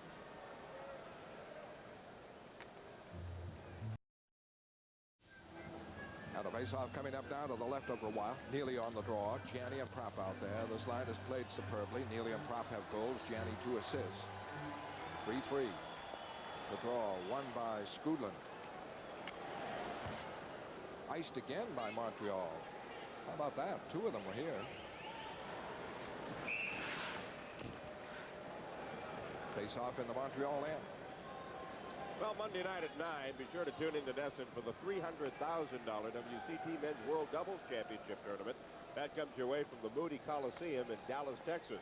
This is the only tournament in the U.S. to feature the top doubles teams in the world, playing for the largest per-team purse in tennis. Be sure to catch all the action of the WCT Men's World Doubles Championship Monday night at 9 here on NESN. In this, his 8th series game, Stephen Richer, with a goal and an assist tonight, has 6 goals and 3 assists. He's paced the attack for the Canadians.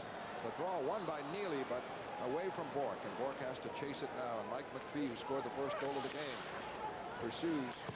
Don Sweeney looking for Neely, blocked out to center ice, and a break now by Propp. Propp, one man back, trying to cut in, and he's stopped. On the play, the follow up by Neely to keep it in. Neely puts it in front. Propp all down. Can't get control near the crease, and Chelios breaks it out. Chelios clearing in, taken down by Bourque. Hold around for Neely. Neely hit by McPhee. Bourque able to clear it by Ludwig. Carbonneau winding up with Chelios. Ludwig now a clear in. Ray Bourque there. McPhee after him again. It's up to center ice, and breaking now is Propp with Neely. 2-on-2. Propp looking for Neely, but they're too close together to make a combination play. And Ludwig digs it out for McPhee. Checked immediately by Bob Beers. Beers battling for it at center ice. McPhee clears it up. Christian covers behind Beers. Moves it to center ice and breaking. John Carter over the line. Fires. Save Roy. John Carter, who tied it at 3. Blazes one from the right wing. Now Patrick Roy has been beaten up upstairs by Carter once. Was not going to go down. He comes out, takes the angle away. I think he reads Carter properly. He's going upstairs, not 5-hole. Would have been wide anyway. Patrick made it look good. With Dave Poulin out of the lineup on an injured shoulder, Christian has moved to center. Carpenter on the left, Carter on the right, with Bob Beers and Glenn Wesley. The draw to Svoboda. The clear out by Svoboda. Beers back to Wesley. Can't set Carter. Carter is playing right wing. Of course, a left-hand shot. Svoboda starts it out. Cleared in now by Desjardins. Move gets it around, and Carpenter, the left winger, clears it out. Carter can't get it. Christian over the line. Christian trying to cut in. He's broken up, and it's cleared away by Svoboda. Beers to Carpenter to Christian. Cutting in. 4 Canadians after him, trying to get free. Stick handle broken up on the play. Montreal's just waiting for one chance. Smith over the line. Smith, a backhander. Short side save. Save again. Save again.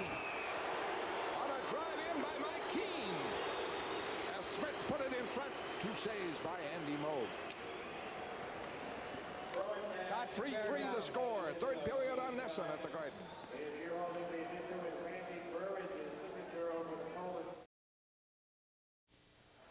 Claude Lemieux, I think Derek was hoping that Andy Moog would relax after this first stop.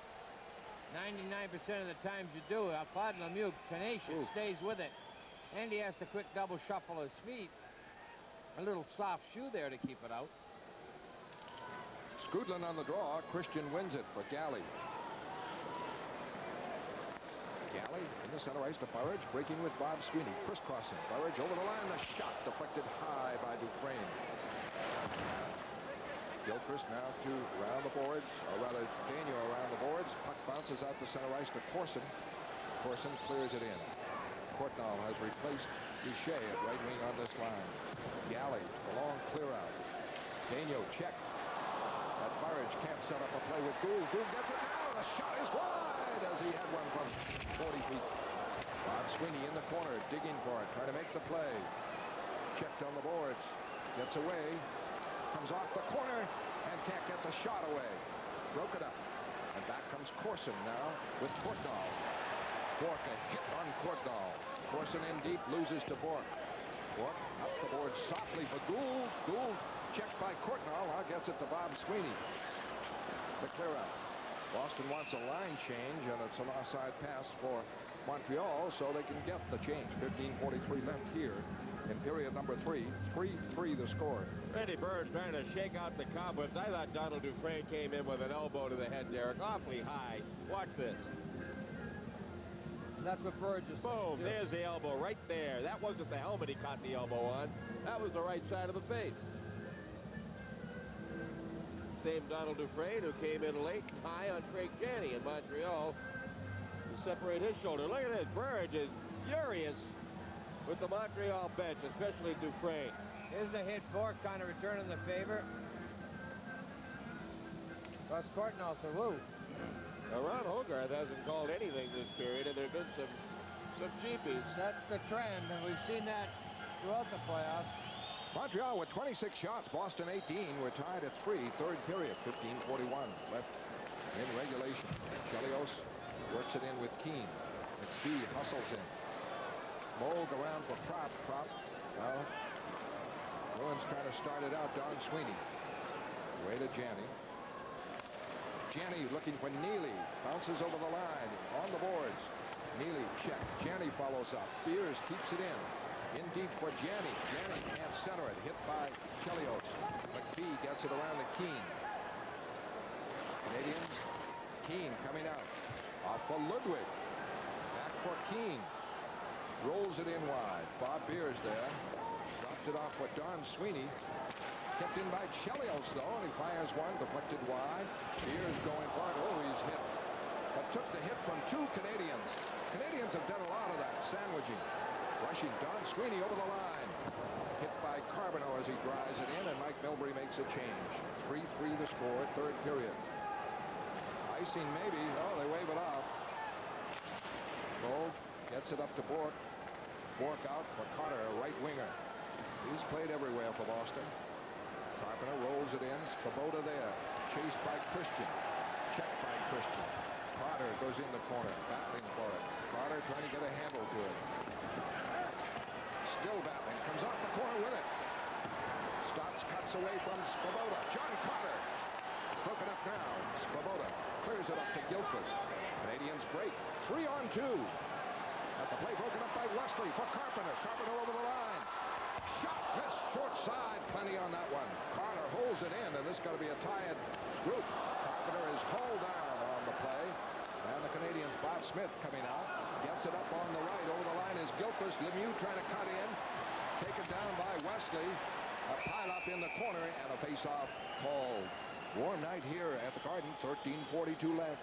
Third period. 3-3 the score on NESN at the Garden.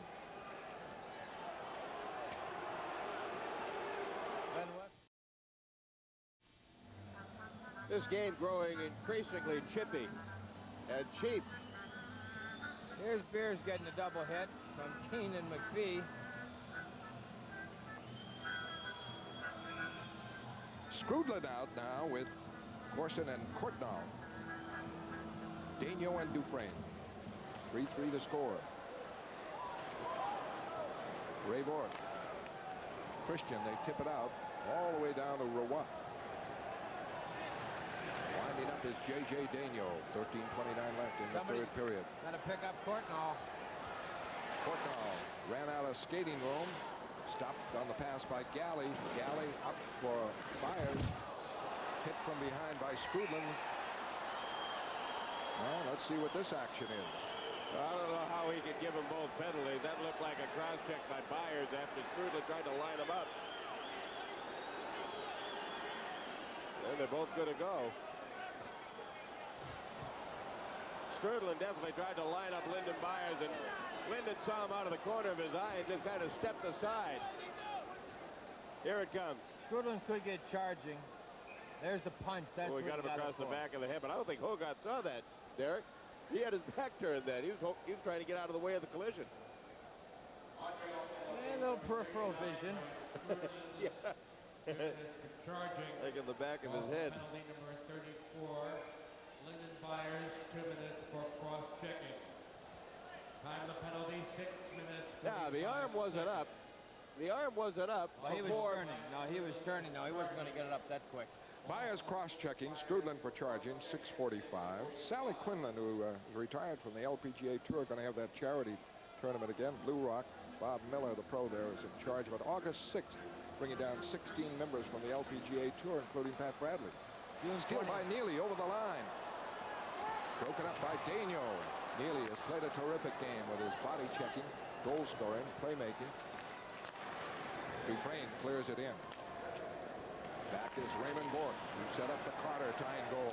Away in the center ice to Janney. Janney checked by Keane.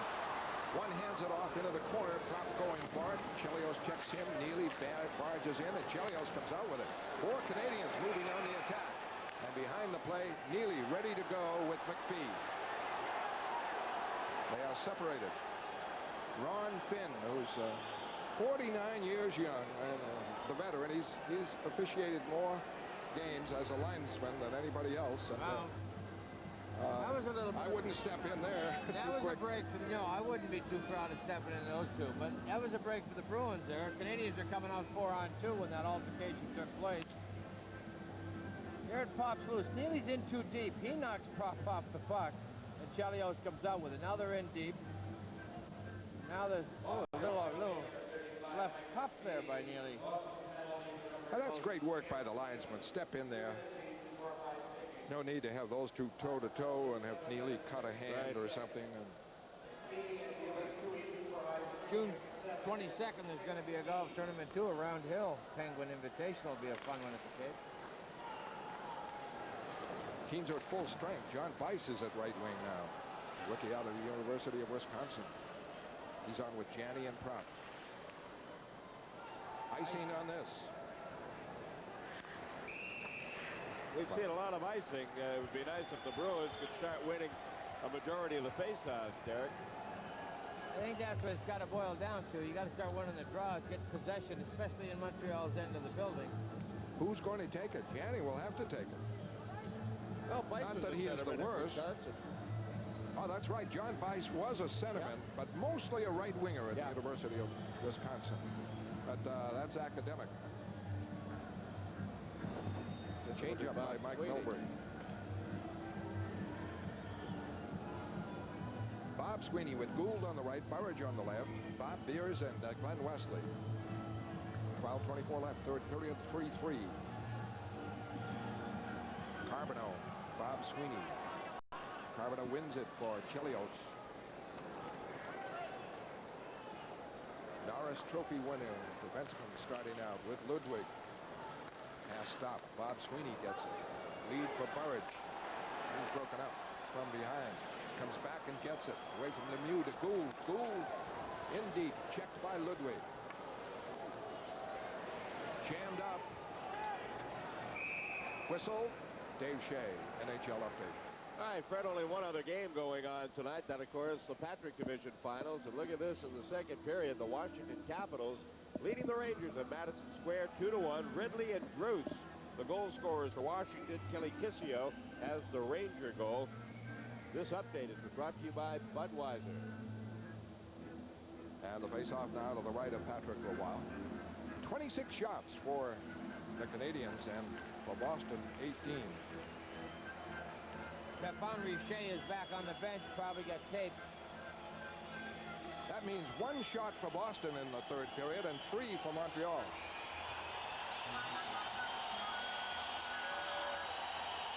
On the draw.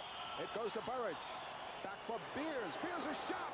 Picked off by Roy in a screen as Bob Sweeney cut in front. Good wrist shot, accurate wrist shot. Bob Sweeney doing a good job of getting out in front of Patrick Roy.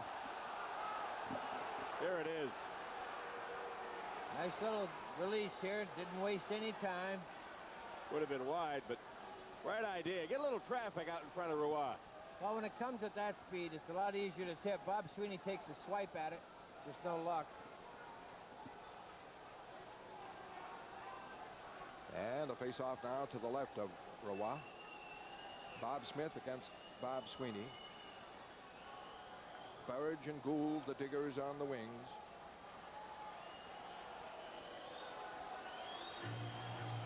Wesley in a conference with Beers.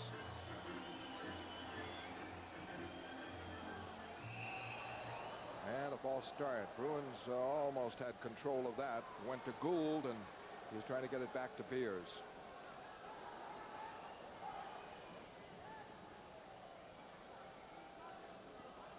A warm night at the Garden, or game number 2. Broader Svoboda, chased by Gould, pinched off on the play and hit by Burridge. They've broken up, covered again by the Canadians. Lemieux will gets it over the line, but hands it to Bob Sweeney. He's back on defense as a third man. He's back over the line looking for Burridge. Dowd Sweeney knocked down by Svoboda. Battle on the boards. Burridge right in under it. And a face-off call. Outside the line, says Ron Hogarth. 3-3 the score. Third period. The Garden on NESN.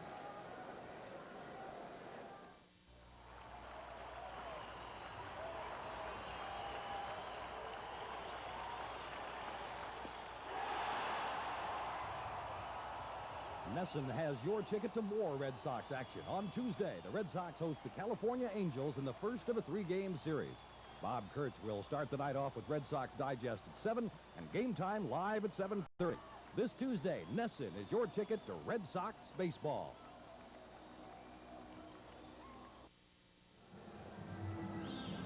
Stefan Richer testing out that left ankle, or knee, it appeared to be the ankle. Put in, got a little tape on it. It's going to take a while to get his foot used to it. Whether he's going to be strong enough to put any speed on it or fight somebody off remains to be seen. Boston has come back 3 times in the game to tie it. It stands at 3-3. McPhee then Propp tied it. Richer then Neely tied it. Corson then Carter tied it. Richer works it up. Gilchrist over the line. Broken up by Bork. Clears it out. With it, Carpenter. Carpenter with Christian. Firing in. The Watt blocks it for Dufresne. Dufresne clears it out. And could be icing. Ray Bork is back, and the Canadians have not hesitated to ice it. You can understand their situation. They can't afford to lose this game 4-3 and then go 0-2. Well, they can't afford it, but Yeah, it'd be a tough spot for them to be in. But Montreal, I think, pretty confident on the draws. They win those face-offs. It doesn't matter if you ice it or not. You can ice it all night when you can win the face-offs. Well, Skrudlin has come out to take this draw. Dave Christian for Boston. Carter and Carpenter on the wings. John Sweeney and Ray Bork.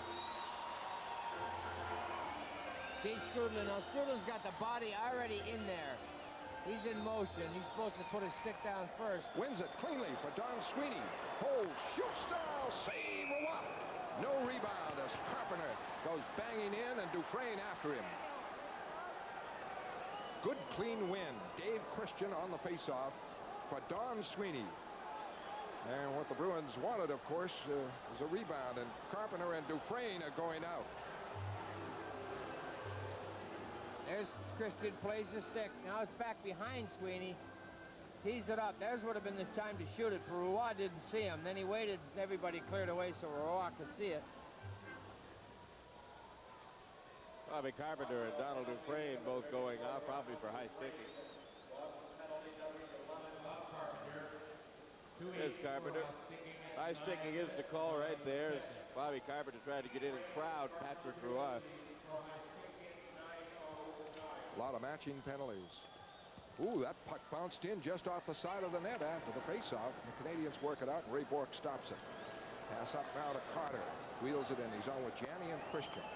Neely is still in the penalty box. Matching penalty. And McPhee. Out comes Skrudlin. Skrudlin drops it for a shot by Corson that's deflected wide, and Moog hits the net. Penalty Montreal as Moog was hit, and Skrudlin going out, I believe. Boy, he puts on an awful act after he's penalized. Now, every time it is the what did I do type of thing, and well, that's fine, but I mean, over. Kind of an act. Yeah, it is. He ran now. What he is now, he's pouting. You run the goaltender over. 2 minutes for interference. And the count is 9 minutes, 33 seconds. Well, they put the hip on him. It didn't appear to bump him that hard. I think Andy helped the call out a little bit. Kind of an accident, but that's the way it goes. No accident? No? That's showbiz. He gave him a little nudge. That's his 4th penalty tonight. Pat Burns has taken more than a few glances over in the Montreal penalty box.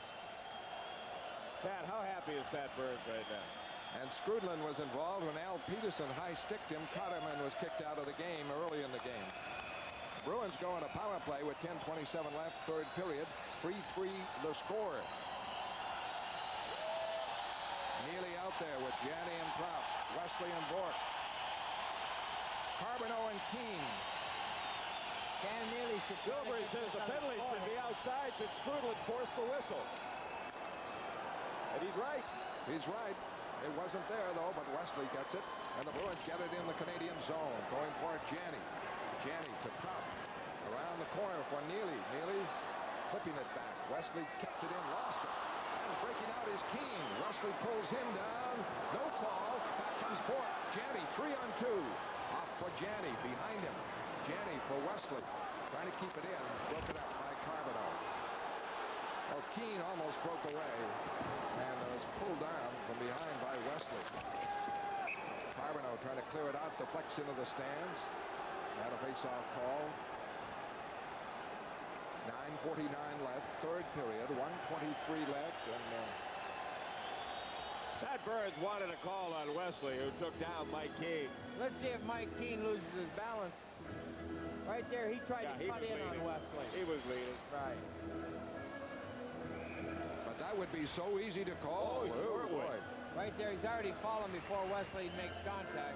He didn't have good speed, Keene, at that point on a bouncing puck on a steal. An excellent move, however. Try to draw the penalty. Why not? Got it at this point.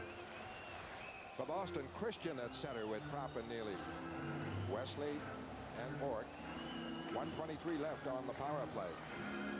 Washington has increased its lead over the New York Rangers to 4-1 now in the second period. Caps would dearly love to go back to the Cap Center with a 1-1 series tied up. Christian wins the draw, but the Bruins have to go back for it. Galley is on now with Bork. Galley up the middle. Bork. Bork over the line for Galley. Neely. Janney comes out with it. Gives it to Bork. Bork up for Neely. Off wing side. Back for Wesley. Over to Bork. Bork. Holding. Holding. To Neely. A shot blocked. Propp. Checked. Chelios trying to move it out. Bruins have three forwards deep. Neely. Back to Wesley. Back to Bork. Over to Wesley. Galley, rather. Galley in deep. Galley going behind the net. Is checked on the play, and Keene is able to clear it, but into the stands on a face-off. Galley hit Ron Hogarth with a backhand blast that was supposed to be going to Craig Janney. Break for Montreal there. Face-off to the left of Roy. The Bruins without a shot on the power play. Montreal very aggressive, quickly getting on the puck carrier. You know, it's interesting, Derek, Fred, that Montreal, rather than setting up in the tight box, they're sending their point man out on Galley, yet backing off into the slot on Bork. In other words, they're daring Raymond to try to thread a shot through all the legs, yet they're trying to pressure Galley to cough up the puck or get rid of the puck quickly. 30 seconds left on the Boston power play. 8:57 left in the third period. 3-3 the score. Montreal 3 shots in this third period, more than halfway through it, and Boston with 2. Christian is on the face-off with Janney and Neely, Bork and Galley. Walter now for Montreal against Christian. Dave Christian has been an excellent face-off man for the Boston Bruins. Playing most of the regular season as a right wing, but he can play right wing, left wing, center, defense, and maybe goal if you need it. From the U.S. Olympic team, Chelios is arguing something, talking to Hogarth.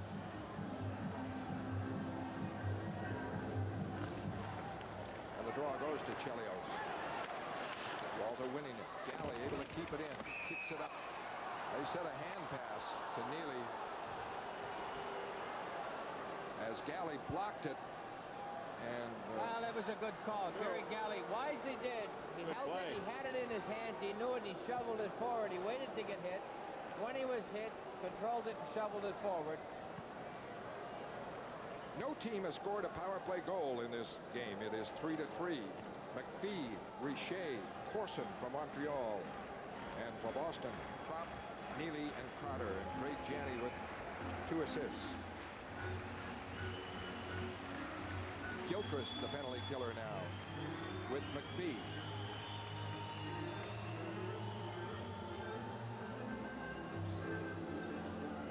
Ron Finn over at the Montreal bench, now ready for the faceoff. Janney pokes it over the line, but Ludwig is there. Play called offside, and no, a penalty on Neely. No, they're both going. Neely and Chelios both going, not a penalty on Neely.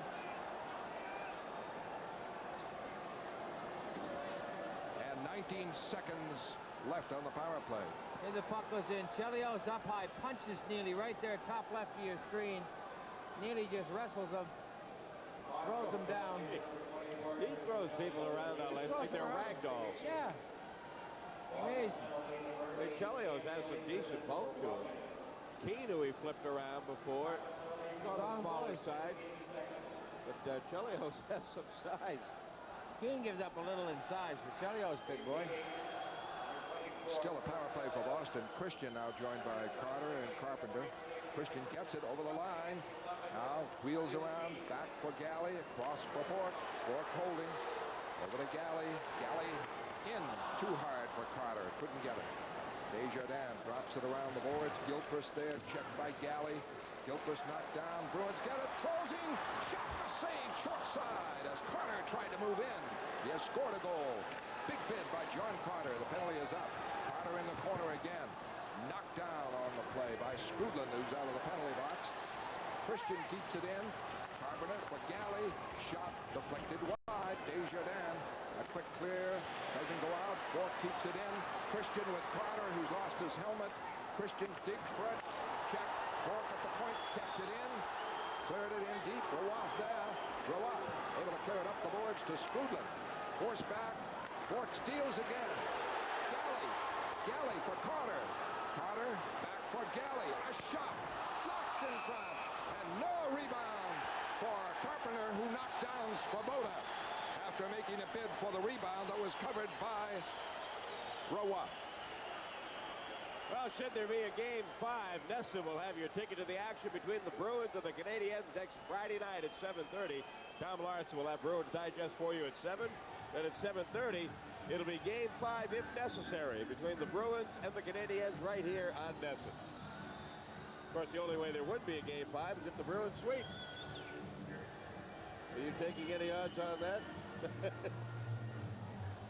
An off-balance drive by Gary Galley off the wrong foot. That hits a skate. Now Svoboda tries Carpenter, upper body strength, loses that battle. Peter was a little too deep to be shoving. Here's Carter. Here's Svoboda with a pretty good takedown there if Yeah. this were WWF. Oh. John Carter had a terrific series. Sweeney wins it. Wesley. Wrist shot in. Blocked. Follow-up.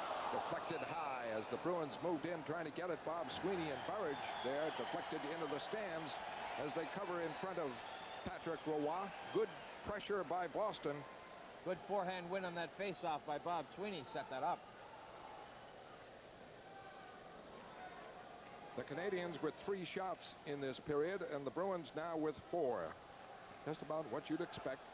Boston with their 3 goals. They have beaten Patrick Roy high after he said the way to beat Andy Moog is beat him high.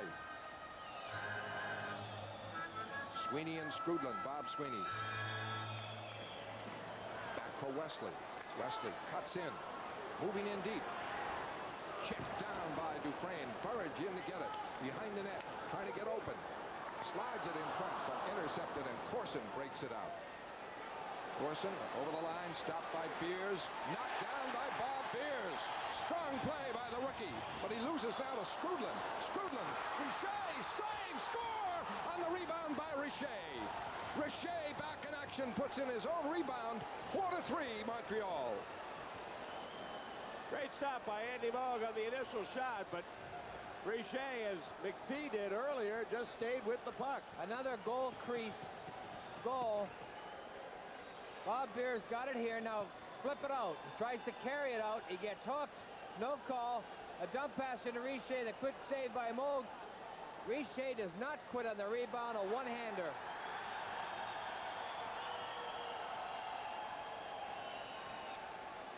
Beers a good hit there on Corson. There's the hold. That's what held him up.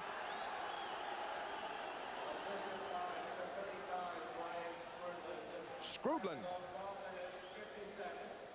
set it up for Stephen Richer. 12:50. The goal by Richer, his second of the game, assisted by Scrudlin. After the Bruins had put on their good pressure and a power play. 7:10 left. Stephen Richer puts in his own rebound, and it is 4-3 Montreal. Bice is out with Janney and Prop. Now Don Sweeney broken up by Carbonell, brought it back over the line, and Courtnall is offside.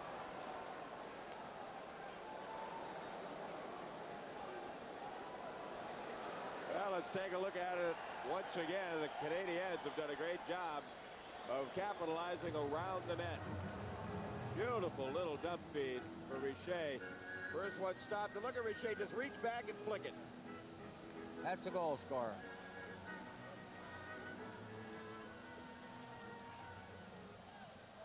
John Bice, the rookie from Wisconsin, is centering this line with Janney out there and Prop. Or he's probably playing right wing for Neely, just taking the face-offs. Don Sweeney now for Galley. In the center ice, it is stopped by Desjardins. Svoboda, McPhee. Courtnall, shot, blocked by Moog, a deflected shot there. And hit that post. Back comes Janney, offside pass from Galley. Courtnall was all set to put the stick up. He thought that had found its way in. That would have been a backbreaker. Well, that would have been awfully tough to come back on. Russ Courtnall drilling it. It hit the stick on the way in and hit the post on the way by Andy Moog. Andy Moog, goal post helped him there, and didn't help on the other one by Richer, who tapped it in off the post. Close enough for Russ Courtnall as Don Sweeney got a stick on it, and it was almost in by the Canadiens. Now Neely is out there with Janney and Prop. Ray Bourque starts it away in the center ice, knocked away by McPhee. Ray Bourque winding up. McPhee forechecking. Bourque partially broken up. Neely trying to get it. Carbonell breaks it up. Montreal can go into that smothering defense with a lead late in the game. They're doing it with forechecking. Janney now to Bourque to start it out. Courtnall after Bourque. Bourque up for Neely. Now to Bourque. Trying to come out. Tough against Courtnall. Up to Neely. Now in the center ice, Wesley. Play broken up by Carbonell. Janney trying to get free. Off now for Wesley, over the line. Cleared it in. Hustles in. The Bruins are down by one. Into Ludwig. Ludwig wraps it up. Gets it to Courtnall. Can't chop it out. Kept in by Janney. What for on the boards? Janney back. Bourque has to go center ice for it. Checked by Courtnall. And Bruins without a shot on here as the Canadiens guard a 4-3 lead. Stephen Richer, second of the game, making it 4-3. That's all Montreal's going to do. Tonight's game is being brought to you in part by Budweiser, the king of beers. To remind you it makes good sense to drink responsibly. Know when to say when. And by your New England area Century 21 offices, put your trust in #1 Century 21. And by Nissan, building cars for people who want more than just a means of getting from here to there. Nissan, built for the human race. And by Sullivan Tire Family Car Care Centers, because family spirit is what Sullivan is all about. And by Blue Cross Blue Shield, the best when you need it the most. The Canadiens are listed with 5 shots. That was 2 of them by Richer. Put in his rebound. Washington leads New York 5-2. And Montreal in front 4-3 here. 5:11 left. Christian moves in. Dufresne trying to come out. Bruins. Carter stopped him. Daigneault on the other side. Able to clear it. Don Sweeney couldn't contain it. This is not icing. Galley back, and Walter forechecking. Lemieux and Smith complete the line. Don Sweeney flips it up, breaking Carpenter. Shot block, follow up. Don Sweeney rolls in front. Canadians break it out. Walter, pass block, hits back in the Canadian zone. Deflects to Daigneault, though. He puts it in the stands at a face-off to the right of Roy. 4:33 left in the third period. Montreal a total of 28 shots to 21 for Boston in the game, as Montreal outshot Boston in the second period 14-8. Bobby Carpenter's due to pounce on a loose puck and drill it home. He had a great series against Hartford. I'll tell you, Montreal is not the hockey club that give up that lead, I don't think, 4 times. You got to work hard. It's going to have to be an individual move by somebody to beat a checker. As they're covering their wings real well, the defense is standing up. They're doing nothing fancy, just getting their stick on the puck and getting it out. And now Carbonneau on the faceoff. It will be to the right of Roy. 4:33 left in the third period. Neely will probably try Carbonneau on his forehand. Try to get it to Wesley. Cam Neely adding a new dimension to his talents as he takes the faceoffs. Gianni with that shoulder injury has passed them up. Mike Mowbray has Neely nearly all the time taking them. And the Canadians are taking plenty of time and making a change. Chelios was out to say something to Hogarth. Ron Hogarth pushed him away.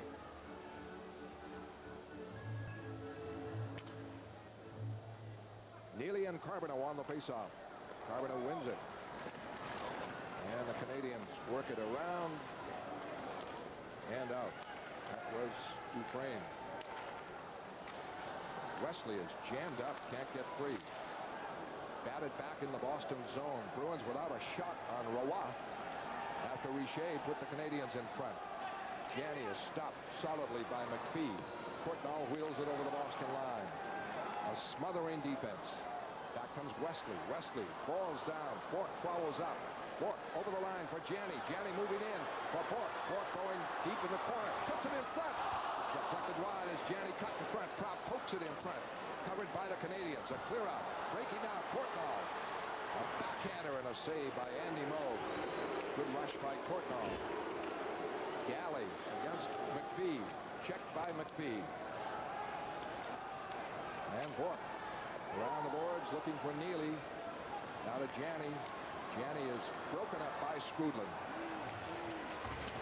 Skrudland hit by Fort. Move around for Galley. Galley now to Fort. Intercepted by Corson. Skrudland locked. Out comes Gianni. Knocked it down. Intercepted by the back checking of Keane. Remarkable defense by the Montreal Canadiens, but not exactly unexpected when they take a lead with about 7:10 left on the Richer goal. Bruins are forcing the pass. You got to let it happen. Bice can't combine with Burridge. Dufresne able to clear it out. The Canadians break 2-on-1. Over the line, Keane. 3-on-1. Svoboda. It is blocked. Bruins trying to come back. Galley has to wind up. He's on with Pierce. 2:40 left. Beers up for Bice. The rookie is over the line. Goes deep. Checked by Svoboda. Puts it in front. Knocked away. A tripping call as a Bruin is dumped in the net. Here's Dufresne trying to start something with the Bice.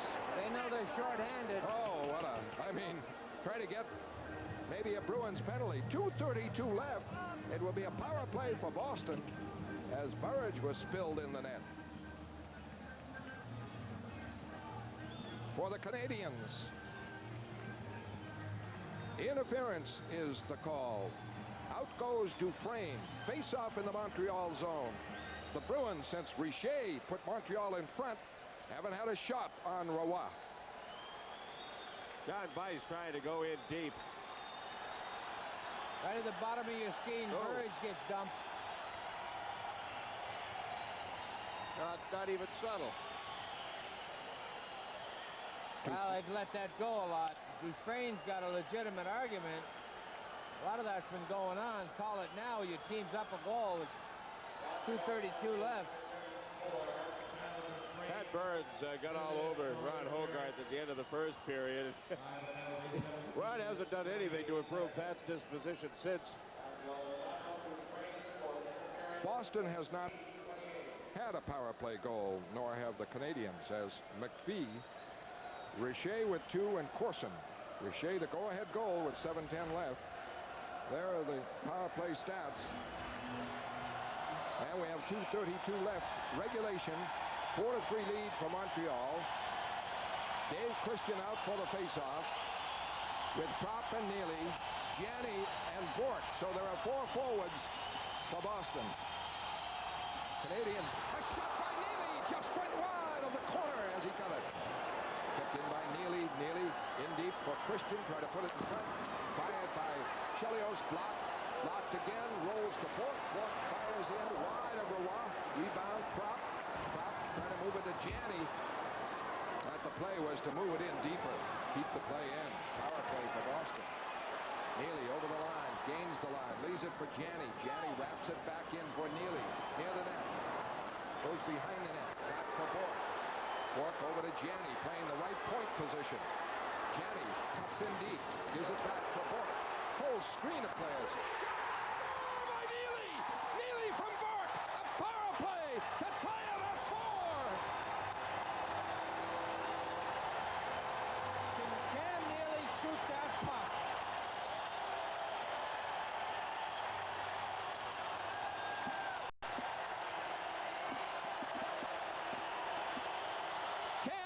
Second of the night, and what a play by Janney to keep it in. Fake Carbonneau, give it to Bork.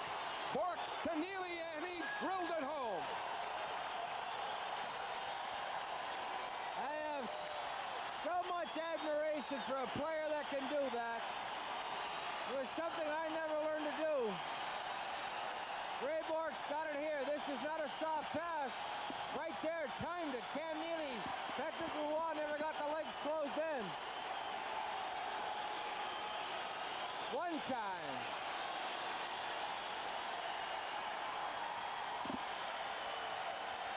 Cam Neely, his second goal of the night. A power play for Boston. But if you go back to for Janney playing the point, 4 forwards, and he didn't shoot.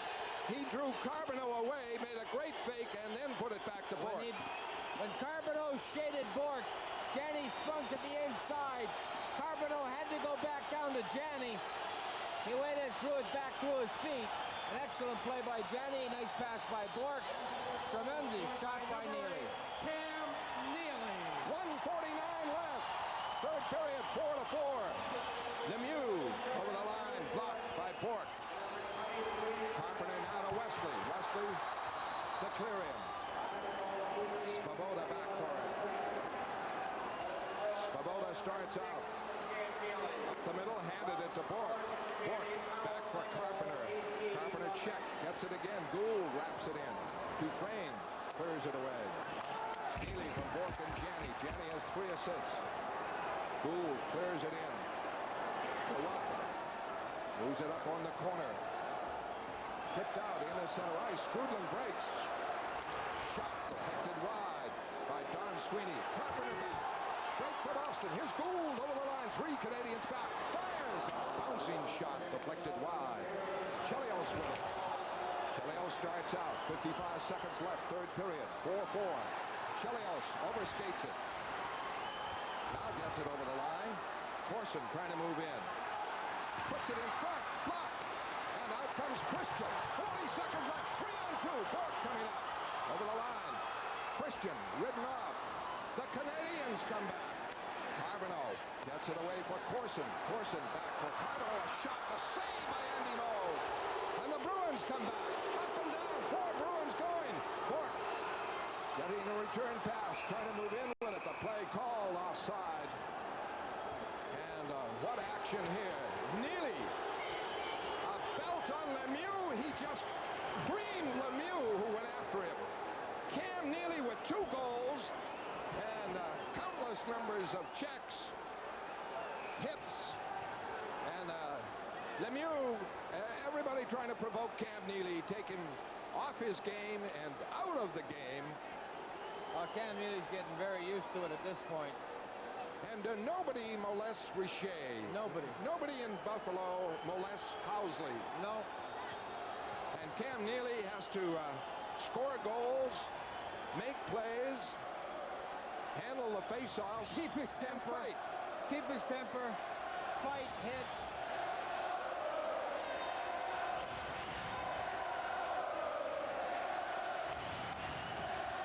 The Canadians have 7 shots. They tested Moog then. The Bruins have 5 shots. Cam Neely tying it up on a power play goal from Craig Janney and Ray Bourque. Here's Corson. There's a punch. And Hogarth let go, and the whistle had blown. Well, they know they can get away with it, that he gave the Bruins a power play late. You would have thought that when Dufresne took Burridge. Ron might not have seen it. I think he's called a very good game. 20 seconds left, regulation. Carbonneau fires in. Back is Ray Bourque. Starts it out, 10 seconds left. He is broken up. Portnoy. Shot blocked by Andy Moog with 5 seconds left. A tough angle, but he put it on, and Moog came out a mile. Neely knocks down Chelios again. Oh, parted him from his helmet as the period ends. And how much can one man be involved? Cam Neely. That's why he's an all-star. Probably the best right winger in the world today. And the applause for the Bruins as Andy Moog on Russ Courtnall with 5 seconds left. Ooh, that's a biggie. Came out. Had the leg on the drag. Watch the leg, and you get to see Moog's leg. He closes them up quick. There's the stride. It's coming for them. And so we go to sudden death overtime in game number 2. In regulation, 31 shots Montreal, 22 for Boston. We are tied at 4, and we'll have more in just a minute.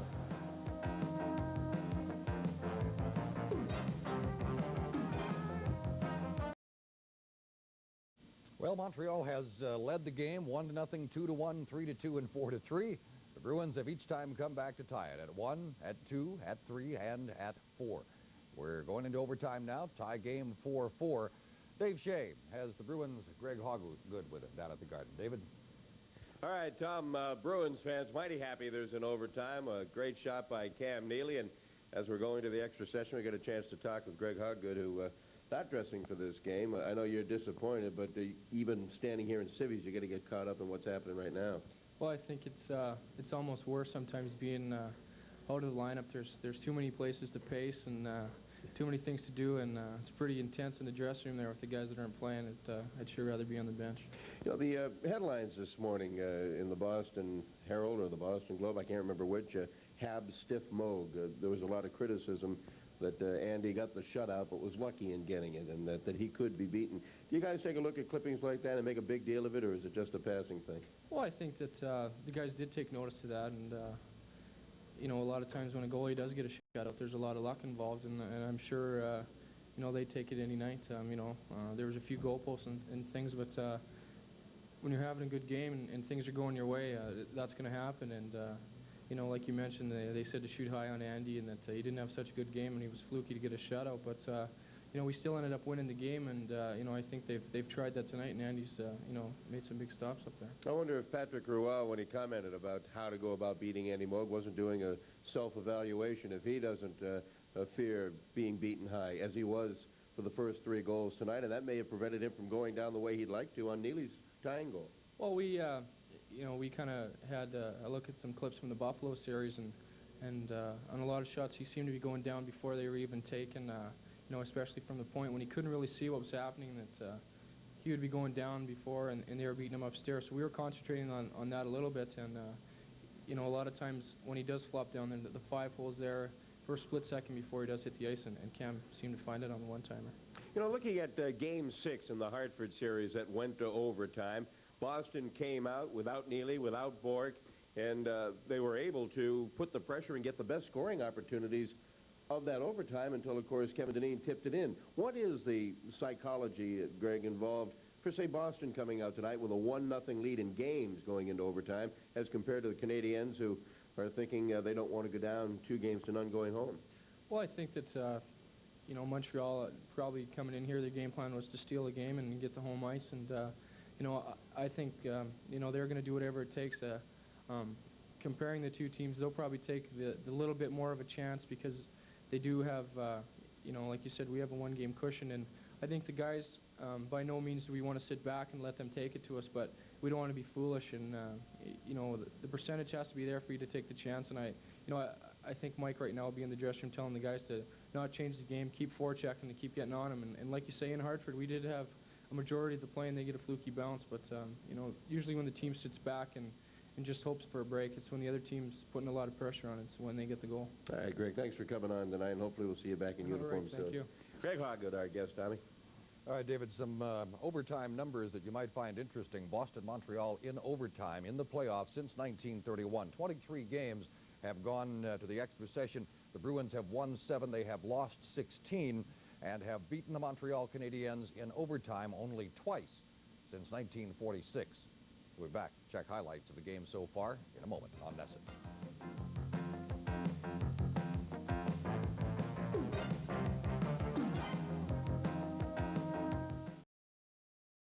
With the Bruins at Boston Garden. They are tied with the Montreal Canadiens at 4 at the end of regulation. Overtime is coming up now. So we go back to Boston Garden for however long it takes for this one to be decided. To Fred Cusick, Derek Sanderson, and Dave Shea. Thank you, Tom. We go to sudden death overtime. Brian Scrudlin out there. He's turned into a real leader for the Montreal Canadiens. He has 3 assists. For Boston, Craig Janney, 3 assists. And Raymond Bourque, 3 assists. 2 goals by Cam Neely, including a big one on the power play that tied it up at 4-4. Ray Bourque looking for Wesley. Gathered away. Ray Bourque for Janney. Wesley driven in. Blocked by Chelios. Can't clear it out. Yes, he did. Wesley just knocked it back in with Neely offside. And the faceoff is called outside the Montreal line. Just underway, sudden death, game number 2. Adams Division Finals, the Bruins leading. And in the regulation, 31 shots for Montreal, 22 for Boston. And 4 of them zipped by Patrick Roy. And he does not allow 4 on his history in the league in playoffs. Bruins beat him high 3 times, and then a drilling shot on the power play. And McPhee over the line, the shot deflected high. Carbonell goes for it. In deep, block, Prop for Janney, trying to come out. Prop had it, lost it. Janney, Bourque gets it. Way to Janney. Janney rushing over the line, penetrating. Janney, shot, save, solid rush. Kept in now by Bourque. Bourque a shot. It's wide. Janney taken down in the corner. And Ludwig on top of him, or beside him, in heavy action there. And what a rush by Craig Janney for a testing shot on Roy. Here's Craig Janney coming up over center ice with a lot of steam, pumping his legs pretty good, and then he just drags it back, snaps a wrist shot. Patrick Roy down. Right here. Tries to use Ludwig for a screen. Roy makes a leg save. And the face-off to the right of Roy. Playoff overtime records, Montreal and Boston. It absolutely really means nothing now. This is a whole new game. Dave Christian out there with Carter and Carpenter, Don Sweeney and Ray Bourque. First minute of play and a testing shot by Craig Janney. Scrudlin against Christian.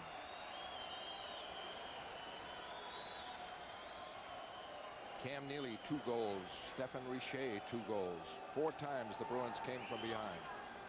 The draw to Chelios. Checked by Carpenter. They battle for it. Scrudlin back to help out. Up the boards and out.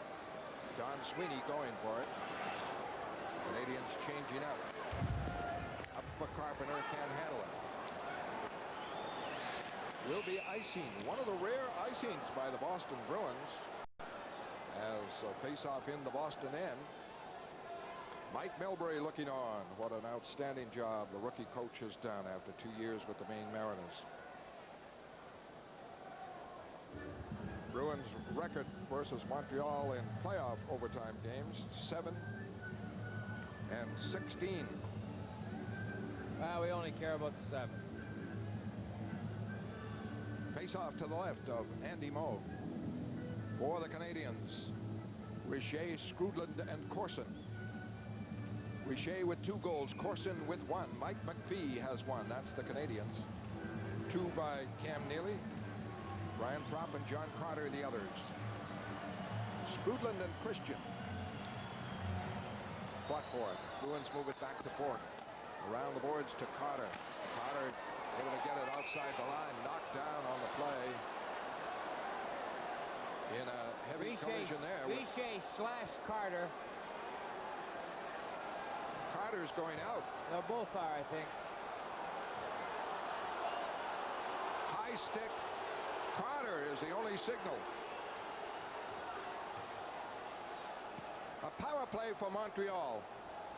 Oh, boy. Well, Richer. Good acting job. Here's Carter. Watch. Richer comes in with the slash. Right there, reaches back. That's a chop on the ankle. Carter's stick was up to deflect the reach back slash. The 2 of them should have gone for high sticking and slashing. He's just defending himself from the slash. John Carter out. Power play Montreal in overtime. Ray Bork arguing with Hogarth. Well, there's no High sticking. No argument. You got to kill it. That's all there is to it. And for the Canadians, Skrudland, Corson, and Richer out there with Svoboda and Chelios. Bruins have 1 power play goal and Montreal 0. Carpenter and Propp now with Wesley and Bork.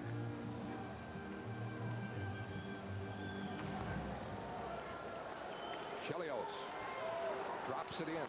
Svoboda hustles in. Takes a hit from Bork. Corson keeps it in. Hit by Bork. Propp battling. It goes behind the net. Richer, a shot blocked by Moog. Richer came off from behind the net and put that one right on with a forehand one. Would have been a hat trick and it would have been all over. Richer is checked by Bork.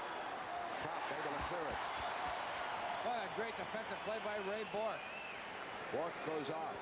And Galley and Don Sweeney on. Chelios is checked. Gets it now over the line for Corson. Looking for Richer. Don Sweeney takes him down. Corson gets it. Corson goes behind the net, puts it in front. And a save by Andy Moog as Corson walked out in front. And Moog coming up big on Richer and Corson here. 1:15 left on Carter's penalty. It is 4-4. We're in sudden death overtime at the Garden. Andy Moog, far post. He knows the wraparound's coming. Got the stick there. That forces it into his foot, tight on the post. Ball's on it. Face off. Plays like that have resulted in the Canadian goals. Oh, Just yeah. amazingly. Just The first 3 were from all around in close, and Goal. Richer's wound up. Goal mouth scrambles.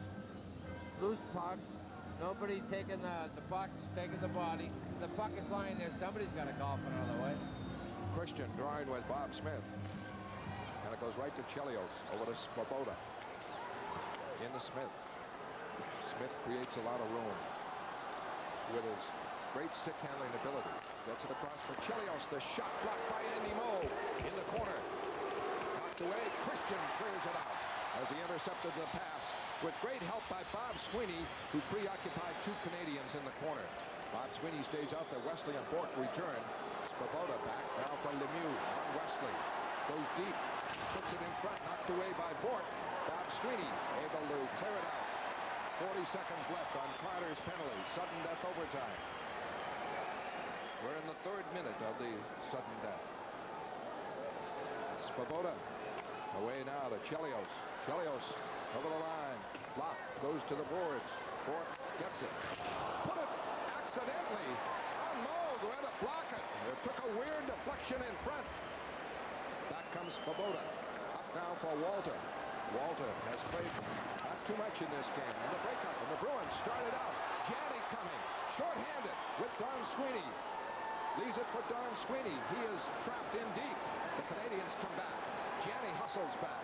Lemieux taps it in, but they're changing up, and Boston at full strength. Comes Don Sweeney. Drives it in wide over Watt. 4-4. Daigneault. Dufresne. Carbonneau. Checked on the play. Down goes the Canadian. Bruins keep it in. To Janney behind the net. In front. Shot. Score! The Bruins win it in sudden death overtime. The Bruins win it 5-4 as Janney gets his 4th assist. They lead 2-0. I don't tell you the truth. I think Gary Galley got it. Coming in on the point.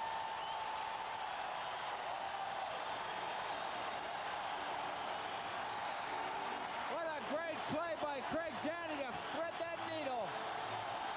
What a pass he made.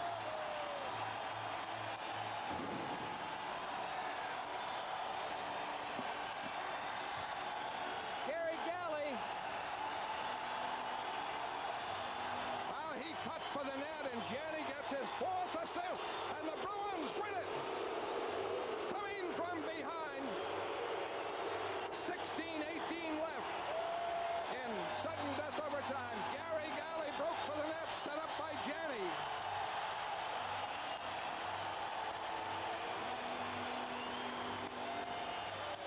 And penalty killing, a big factor there. The Canadians came storming on the power play. Andy Moog turned them aside. It gets kept in at the point by Galley right here. Prop checks him. That's the key. Galley stays with it, keeps it along the line, threads it into Janney, who is deep behind the net. Galley doesn't quit his job. He goes to the net right there, upstairs, up over the fallen Patrick Roy, who's wanted to say, talk too early, and he's got 5 by him tonight. Very close. Did not go out over the blue line. The whole puck has to. Janney waits, threads the needle. Gary Galley upstairs. Craig Janney, there's Gary Galley. One happy cowboy. Craig Janney made a great rush on his own for a save by Roy. Now he sets up Galley on a give and go. And the Bruins win in sudden death overtime to go up 2-0. And Ron Hogarth off the hook. He gave the Canadians the power play. I won't say gave it to him, but it looked like matching penalties there. You have to call it. The Bruins gamely came out, fought that penalty off.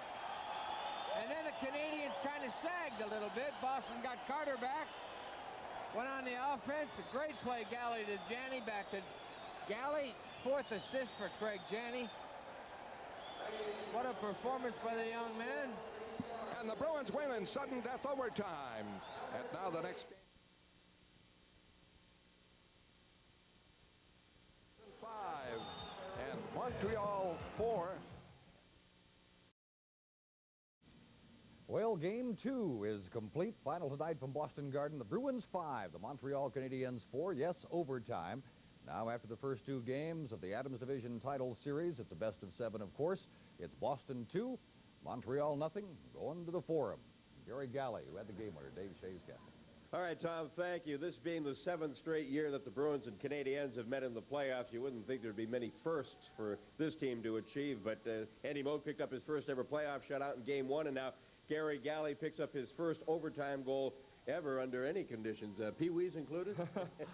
I tell you, and I'm going to cherish it always. It was, it's never going to come down from it. It was just a great, the puck squirted. It was a good check at the blue line. The puck squirted loose, and I just kept it in, and I went right down to Craig, and what a pass. I mean, put it right on my tape, and I just released it as quick as I could, and when I seen it go in, I tell you, it was the greatest feeling I've had in a long, long time. Well, let's take a look at it, because it came not long after you survived a penalty, and you went in. Just kept it in here, and I seen Craig waving his stick, and I went down, and both guys are going to the net hard, and I don't know who that 34, he wasn't looking, and I just came right in and one timed it as quick as I could. I tell you, you'll see how excited I was. But what a play by Craig Janney. Let me tell you, here it is here. Just kept it in. It was onside all the way, and McPhee fell, and it gave me an opportunity to get in behind him. But what a pass right here. Craig Janney's been doing it all year. It's just, what a play. Looked like Dufresne helped you a little bit there by picking Courtnall. Yeah, he kind of gave me a little bit of room there, but yeah, it's just, I can watch this over a million times. Let me tell you, Dave, there you can see it's onside. Gordy Clark said to me on the bench, he said, it's yours. You're going to get it tonight. You're going to walk in and roof it. And boy, I got to have him talk to me more often, I tell you. What a pass. It's just, tell you, that's great. Were you really excited? I mean, look at the pictures. You don't look that excited. Oh, I tell you. Can you tell it's my first one? Well, you certainly can tell it's the game winner. And with little Shaylin born, what, a week ago? Not Yeah, even. I want to say hi to my wife, Terry Lynn, and Shaylin at home. I love you both, and that's just for you guys.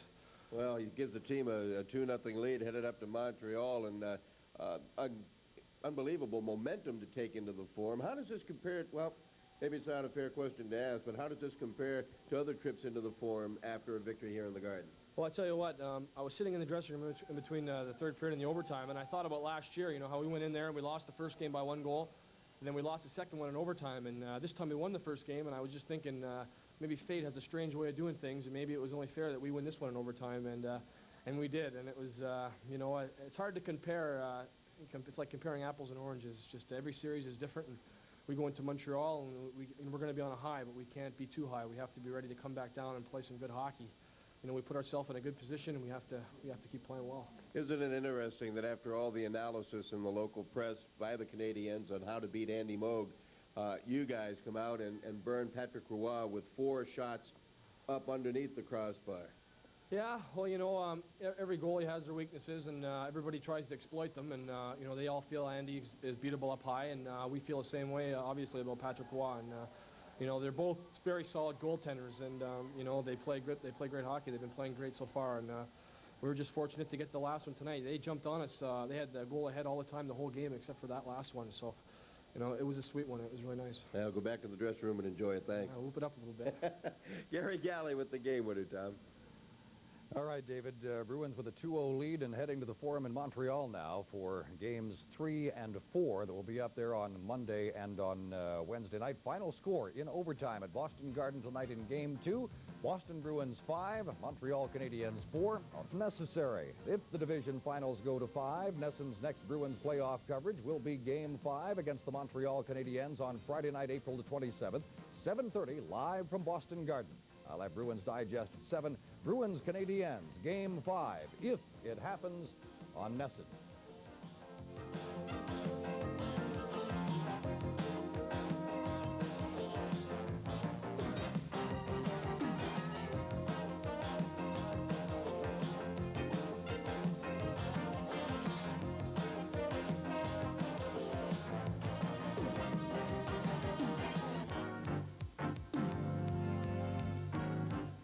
This has been a presentation of the New England Sports Network, your ticket to Boston Bruins hockey.